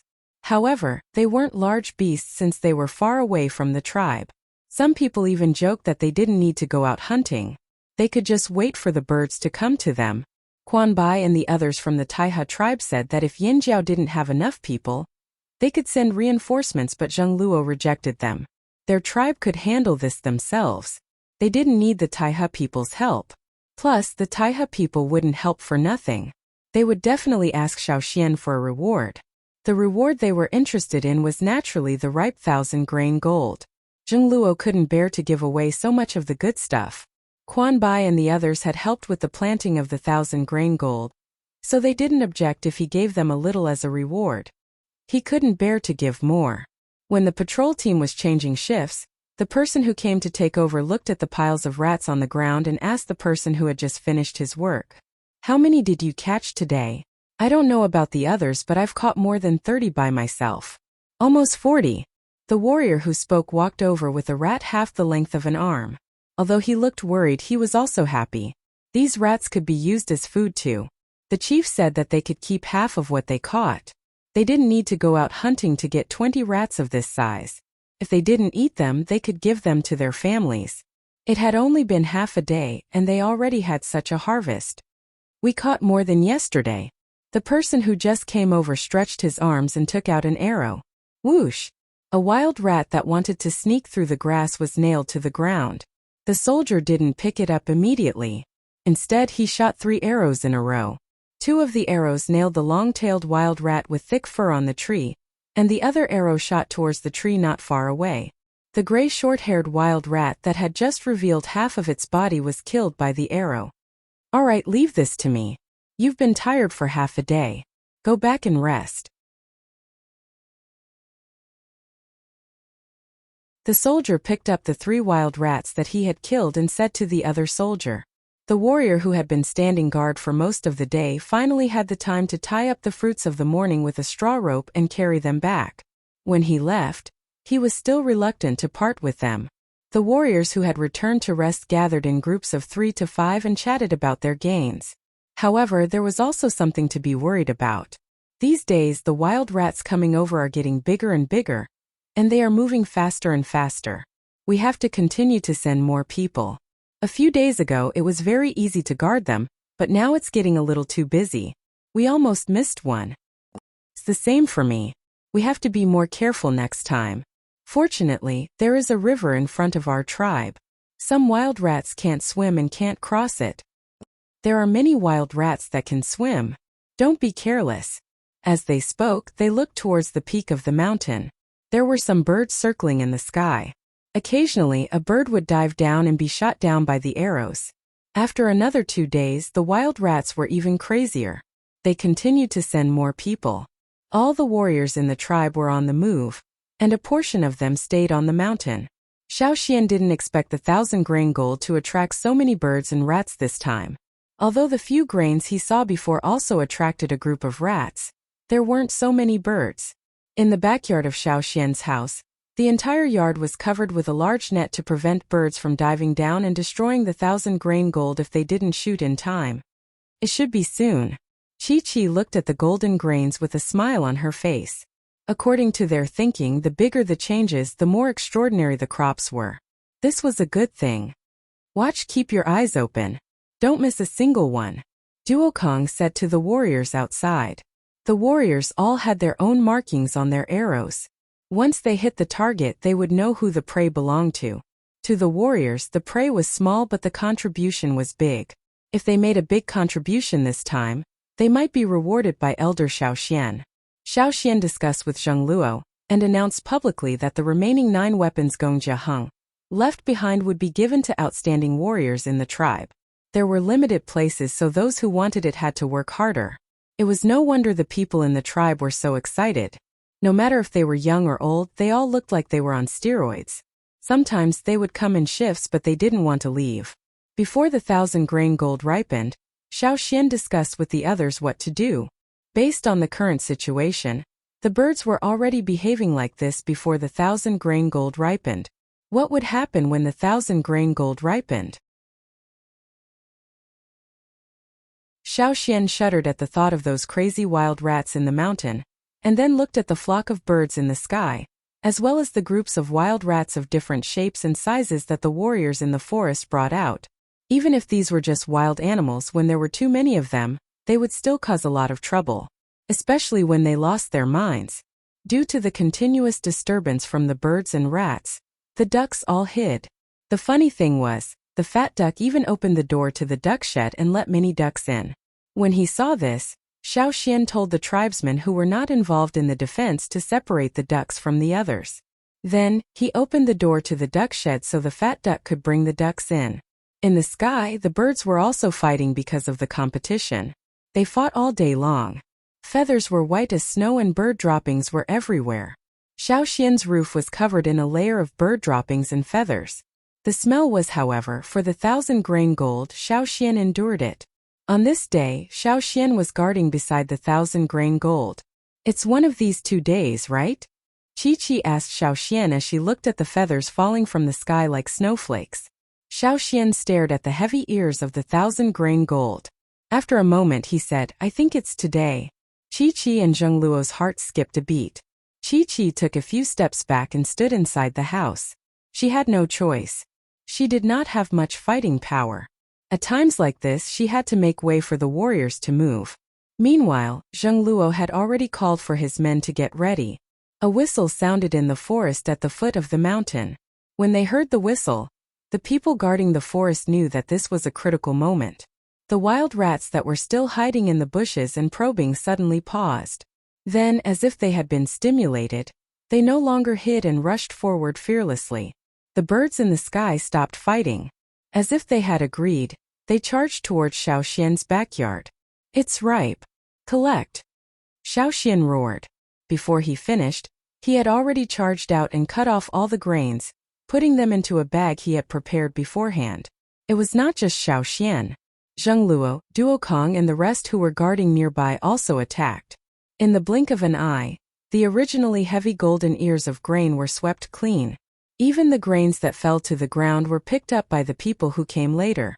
When the birds in the sky swooped down, there were only 1,000 golden green plants left in the courtyard, but the ears of grain were nowhere to be seen.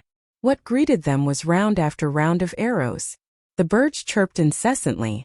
After the 1,000-grain gold disappeared, the birds flew up again to avoid the tribesmen's attack range. However, they didn't leave. They just chirped unwillingly, as if they wanted to wait for a chance to see if more grains would grow there.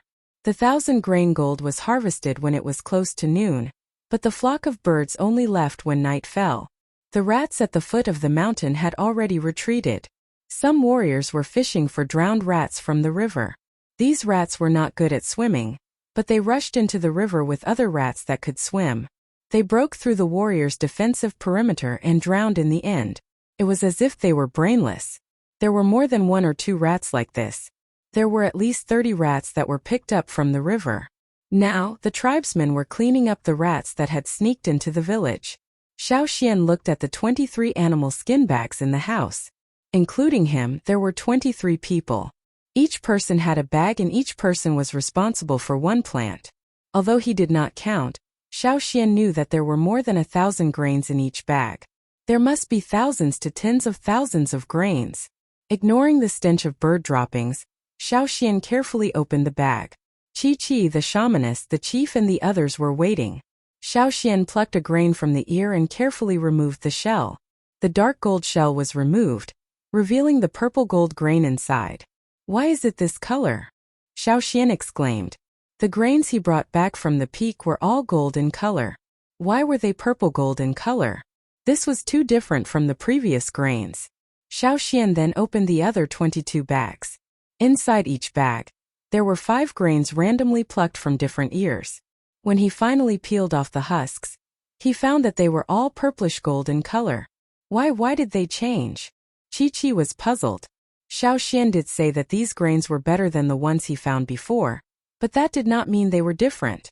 The color difference was so big, was it a coincidence or was it inevitable? Did they grow normally or mutate? Xiao Xian thought about it. He felt that the reason for the change was probably the way they grew them. After all, they fed them so much beast meat.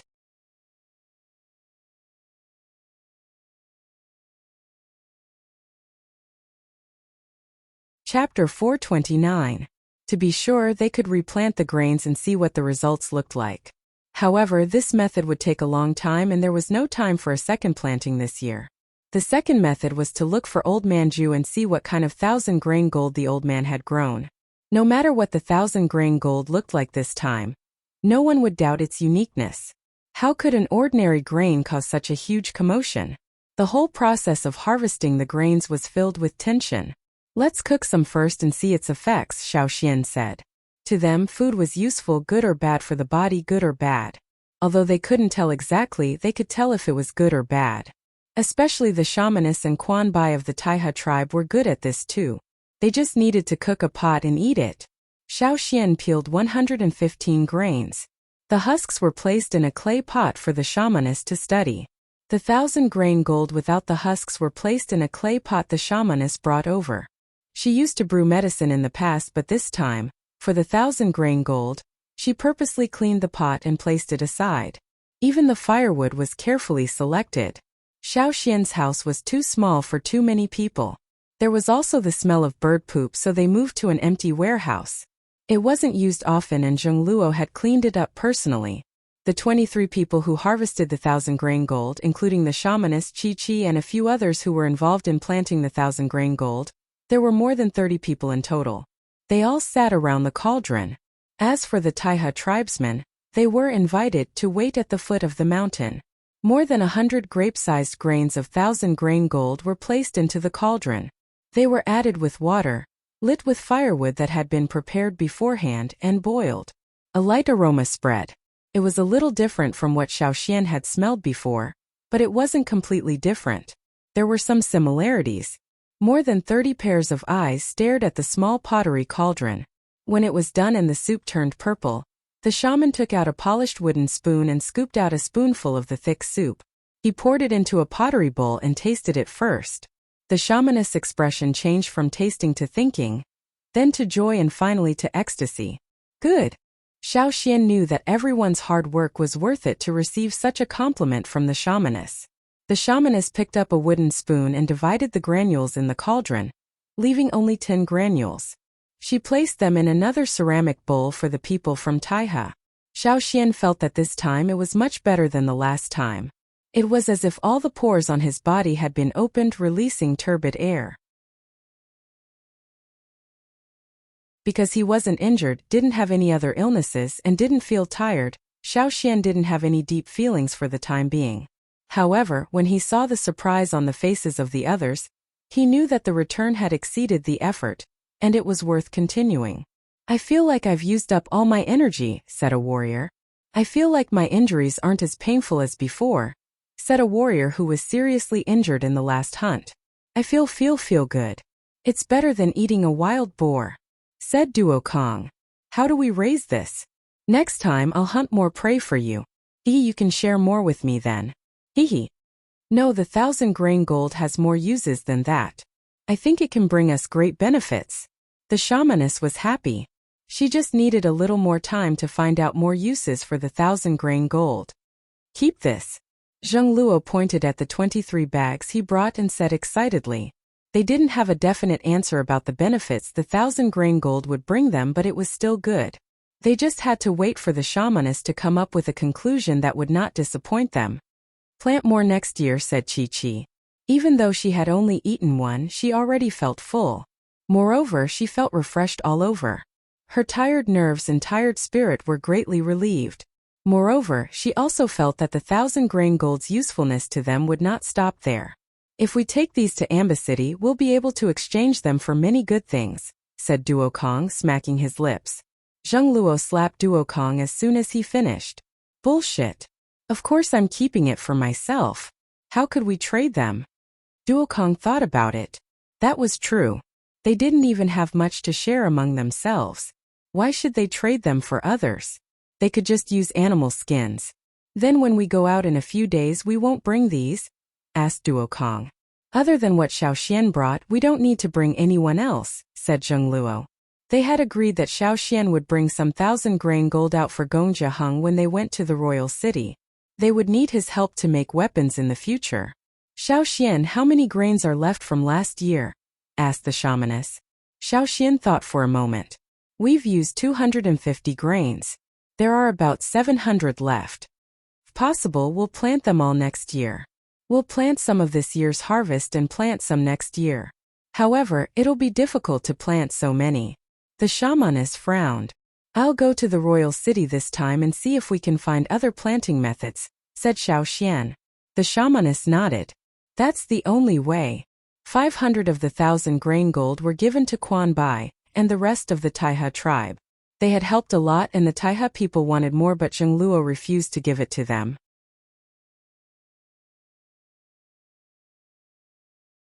We caught the fearsome beasts ourselves. Our people came up with the idea, the seeds were ours and the last line of defense was our people. We didn't even have enough, how could we give you more? It was already good enough to give them these.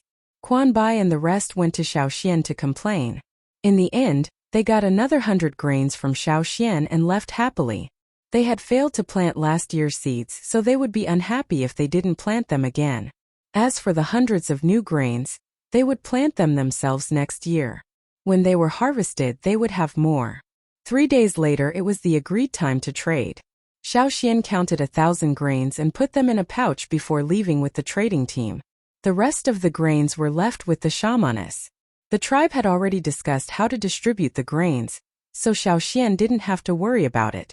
After the trading team arrived at Amba City, the teams from both tribes didn't go directly to the free trading area. Xiaoxian took Black Bear's token and went to the place Black Bear mentioned. It was a small house with a yard. The yard was about 100 square meters. It wasn't big here and wasn't eye-catching. Xiaoxian knocked on the wooden door. Who is it? A rough voice came from inside and they could hear footsteps approaching. Creak. The wooden door opened and a tall and burly man walked out. His bear-like body wasn't as big as their leader, Black Bear, but not by much. His impatient tone changed when he saw Xiaoxian. He pointed at Xiaoxian with a finger as thick as a carrot. Aren't you the one who carried the broken cauldron? Carrying the cauldron was fine, but what did he mean by carrying the broken cauldron? Besides, the cauldron he brought back last year wasn't that broken. Without further ado, Xiaoxian took out the token Black Bear gave him. Oh, it's really you guys? Yinjiao? If you came 2 days later, you wouldn't have met us. We left for the royal city 2 days later, the burly man said.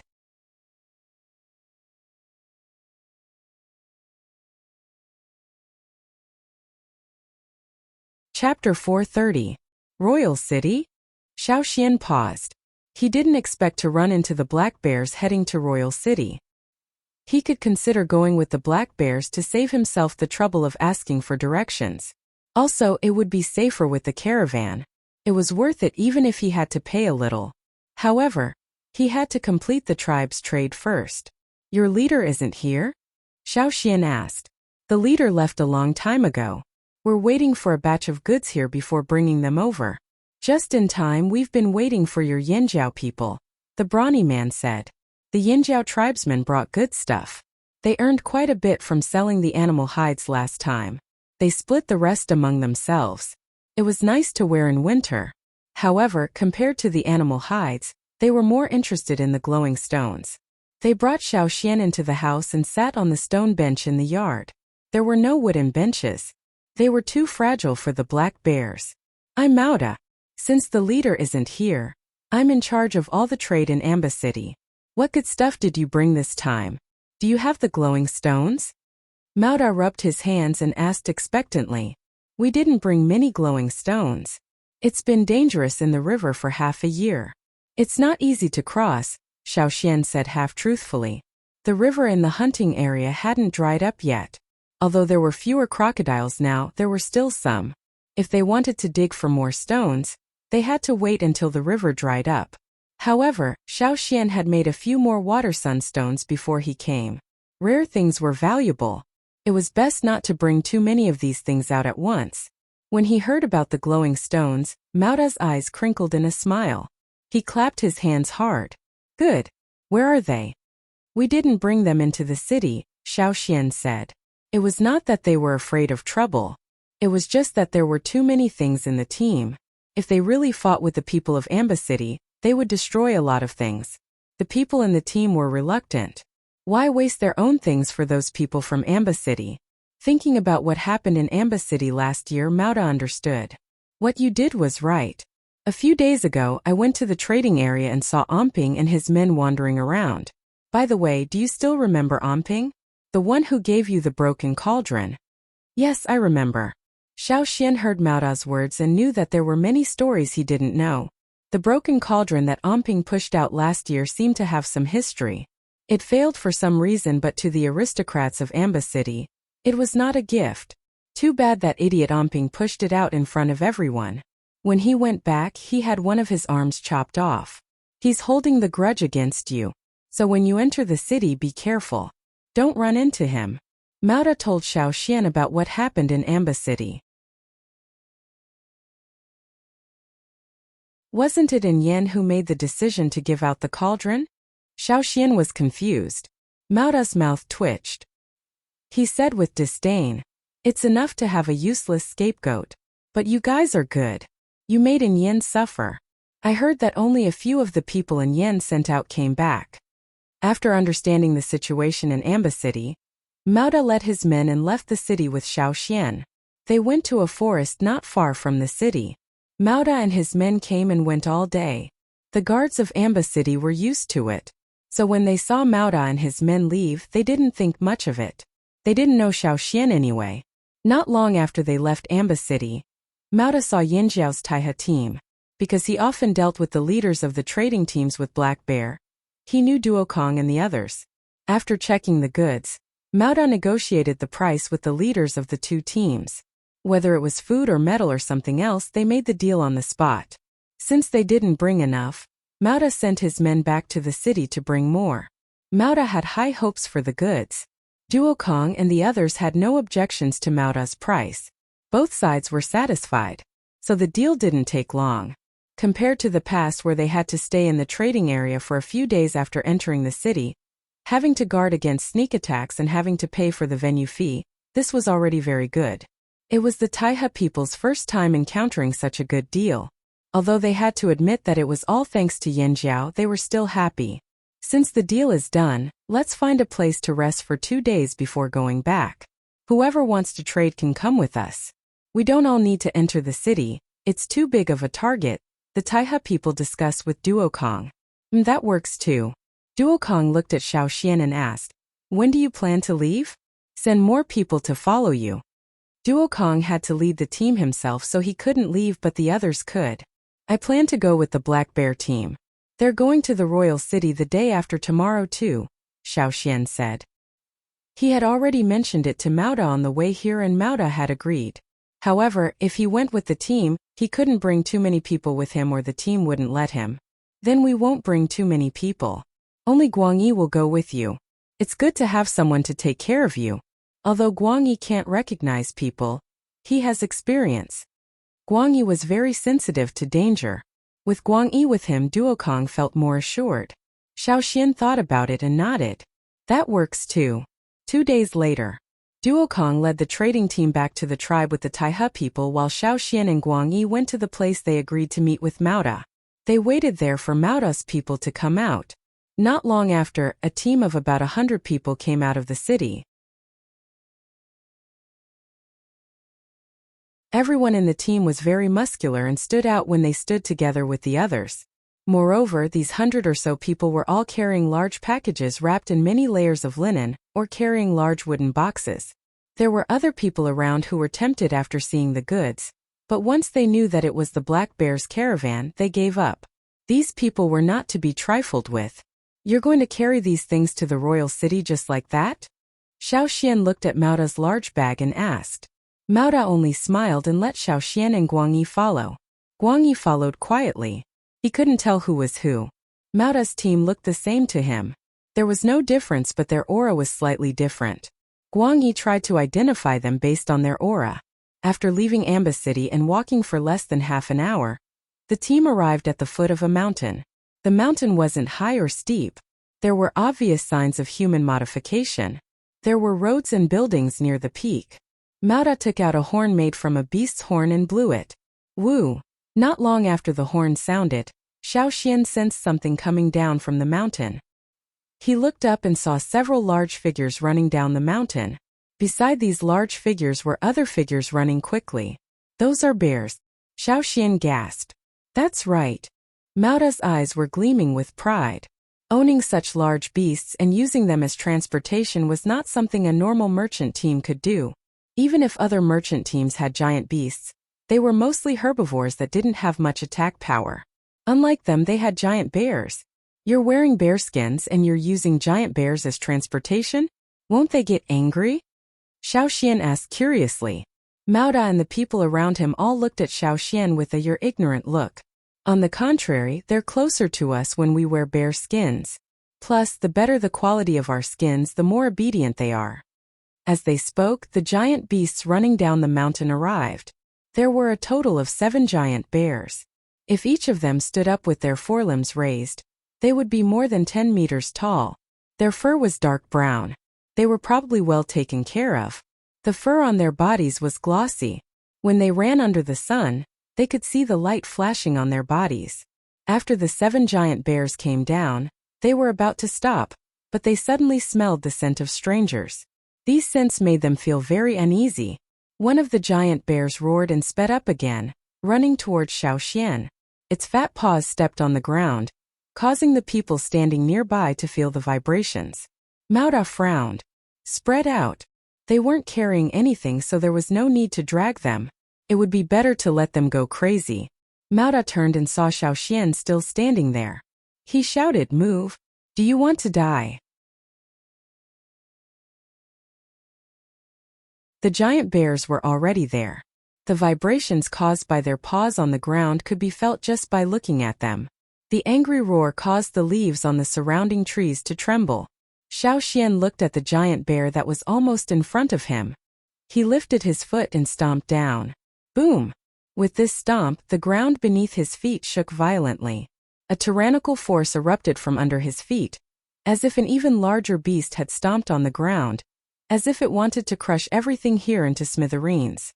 The tremor spread from the ground to the ground, and then rushed up from the ground.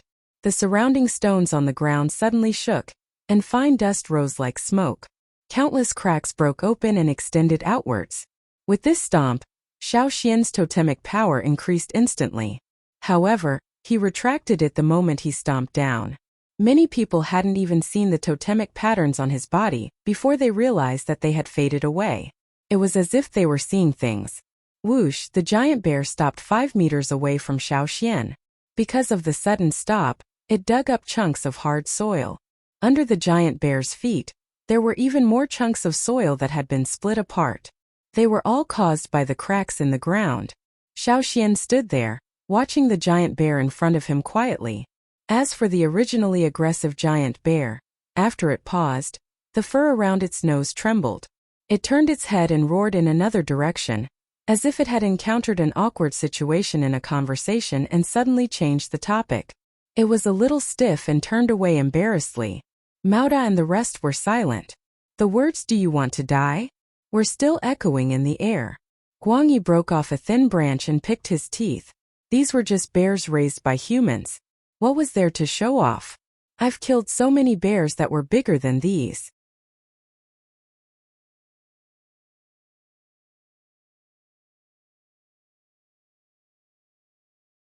Chapter 431. The black bears carried the goods onto the giant bear's back. As they carried the goods, some of them stole quick glances at Xiao Xian, then whispered to their companions. "Who's that kid?" "I don't know. He doesn't look like anything special. Who knew he was so strong?" "That Stomp Tsk. Mauda said the kid will be coming with us to the royal city. We'll ask him on the way." On the other side, Mauda was embarrassed. No matter how thick-skinned he was, he couldn't help but blush. He had bragged too much before. Now that he thought about it, the Flaming Horns were all experienced hunters. They lived deep in the mountains and forests and had seen countless giant beasts. These bears might not even be worthy of their attention. Plus, these giant bears were trained to carry goods, not to fight. Even if they had bad tempers, they were not as ferocious as the other fearsome beasts that lived in the forest. The 7 bears laid on the ground, letting the caravans move the goods up. Some even yawned lazily, stretching out their paws to rub their ears. They did not look ferocious at all. "All right, we're done moving the goods. We can go now," someone said to Mauda. Mauda nodded. "Are the people in front coming?" "Not yet." "Oh, they're here." Xiao Xian heard their conversation and looked in one direction. 2 figures sprinted over from afar, stopping in front of Mauda. "We've cleared the ones in front," a big man said in a low, muffled voice. "Leader Mauda, we can go now." "Leader Jean is waiting in front," the other man said. Mauda waved his hand and shouted, "Let's go." Roar. The bear in front shook its fur and roared. It was one of the more experienced bears in the caravan.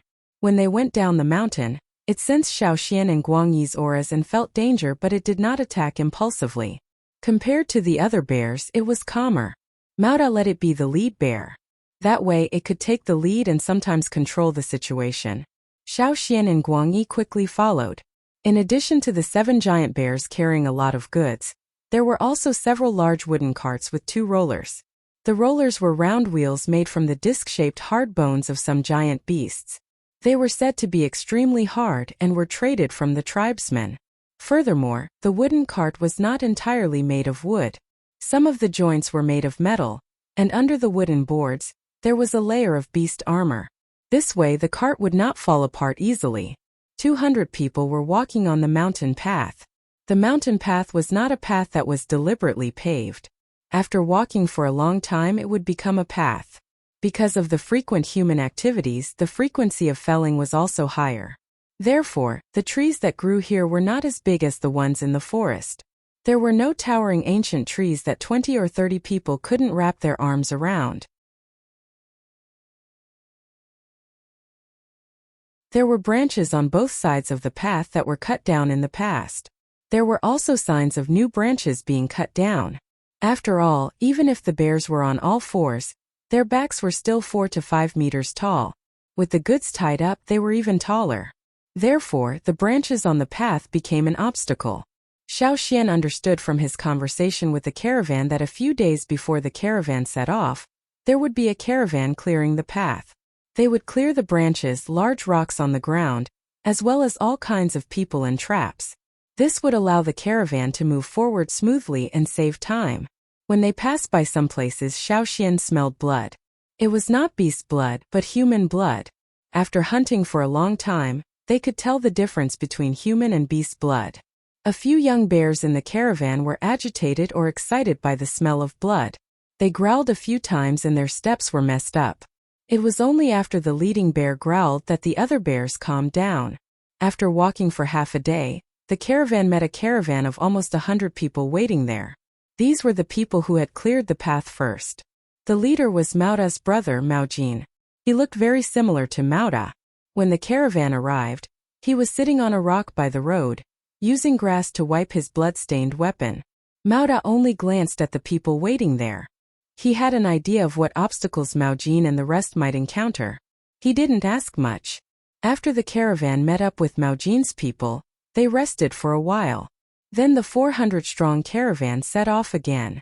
A caravan like this was already quite large. Moreover, with the obvious symbol of the 7 bears, those who didn't have the ability would target this caravan. Therefore, not many people were robbed at the beginning. Only the brainless and greedy ones came out to die. When they were resting at night, Maojin chewed on meat as he asked Xiaoxian, "What are you going to do in the royal city?" "To find someone," Xiaoxian said. "Who are you looking for? Do you need our help? If you need help, don't hold it in. Just tell us and we'll help. We won't ask for much. What do you think?" Maojin wiped the oil from his mouth. "Just one of those glowing stones you have. You see, you've never been to the royal city before, so you don't know much about it. We've been there a lot, so we're familiar with it. It'll save us a lot of trouble." Maojin looked like a rough person, but he was smart like the rest of the traders. He wasn't the kind of person who only grew taller but didn't grow smarter. Now, in order to persuade Xiaoxian, he analyzed the pros and cons. He didn't recognize Maojin and thought it was Maoda. However, that didn't bother him. He agreed. Since they didn't know much about the royal city and the black bears were trustworthy, it wasn't a bad idea to ask them for help. However, it was Xiaoxian who made the decision. Guangyi didn't say anything. No matter how Maojin winked at him, Guangyi didn't say anything. Xiaoxian thought for a moment and said, "Since you're familiar with the royal city, I'd like to ask you about someone." Maojin knew there was hope and quickly said, "Go ahead." Even Maoda came over to sit. "Do you know Jiju?" Xiaoxian asked. Maoda and his brother's expressions turned serious at the mention of Ji. Ji from the 6 tribes? That's right. Maoda and his brother looked at each other, hesitating. People with the surname Wang could be involved in a lot of things. However, if it was a good thing, it could also be a great opportunity. Maoda rubbed his large palms and thought for a moment. "If you're talking about Golden Grain Jiju, we've heard a little about him. We just haven't met him in person." Golden Grain Jiju. Xiaoxian was surprised. That old man had a nickname? Maoda nodded. "I heard that most of the grains in Jiju's fields are golden. He's liked by the nobles and tribesmen. His grains are better than others. That's why they call him Golden Grain. This nickname has been with him since he was young. Jiju has a high status in the royal city. However, we haven't heard much about him this year." Maojin said, "Now that I think about it, that's true. We used to hear about Jiju every year. However, from last year until now, every time we go to the royal city, we haven't heard anything about him. I heard that Jiju found something good again." Maoda stroked his chin, his eyes shining. Then, looking at Xiaoxian, Maoda suggested, "How about this? We'll help you ask around when we reach the royal city." "Thank you in advance," Xiaoxian said. They left Amba City and walked for another 9 days. "We're almost there. The area in front belongs to the royal city." Maoda pointed ahead and said to Xiaoxian. As far as the eye could see, there were no tall city walls or buildings. Instead, there were fields of different colors and some low houses. Those belonged to the nobles. The people living in the houses are their slaves. Maoda explained to Xiaoxian and led the team to a main road. If they didn't take this path, they would be treated as intruders with ulterior motives and killed. This was because, other than this road, the other places were all the slave masters' fiefs outside the city. It was their private territory. There wasn't a single blade of grass on the 20-meter-wide dirt road. Probably because of the dense traffic, the dirt on the ground was rolled over tightly. The tracks of various wheels were also very faint. There were also more people walking around. Large and small groups of people stepped onto the main road one after another. On both sides of the road, there were groups of people wearing leather armor guarding the road. The weapons in the hands of these guards were all metal weapons. Their faces were solemn, and their eyes were like knives sweeping across the passing groups. It was as if they would mercilessly kill with their spears if they found anything wrong. Some people trembled under such a situation and almost fell down as they walked. The Black Bear caravan was rather conspicuous here. The people in front quickly made way. The guards on the side of the road knew who the bears were. One of them even chatted with Mauda. When he received 2 furs from Mauda, he smiled so widely his eyes narrowed. The quality of the furs from the Black Bear caravan had always been better. The leader of the guards even helped them clear the path, allowing the slow caravans to move out of the way. Everyone was used to this. No one thought it was unreasonable. Even if they didn't like it, they could only hold it in. Even Guang Yi, who was here for the first time, didn't think there was anything wrong with it. This was how the world worked. The team continued forward. Xiao Xian thought they would reach the royal city soon. Unexpectedly, they walked for a long time before they saw the city walls. If this was Amba City, the bears wouldn't be allowed to enter. But the royal city did. This was power. They weren't afraid of the bears causing trouble in the royal city. They had absolute confidence in dealing with them. The royal city's city walls were made of huge rocks. Each rock was 4 to 5 meters long, 2 to 3 meters wide, and more than a meter thick. Xiao Xian could also see that most of the bricks were intermediate grade. In some places, like the area near the city gates, there were even a few pieces that were close to advanced grade. Using such good stone to make a city wall was extravagant. The sky was getting dark. Mauda brought the team to the Black Bear's base in the royal city. He ordered people to unload the goods and bring the 7 bears to the animal pen. He then brought Xiao Xian and Guang Yi to meet the leader, Black Bear. It was better for Black Bear to bring them to Jeju. You're tuning into the Li Mei's Wuxia Whispers YouTube channel. We're so grateful for your support, and don't forget to subscribe to join us on this incredible journey through captivating stories.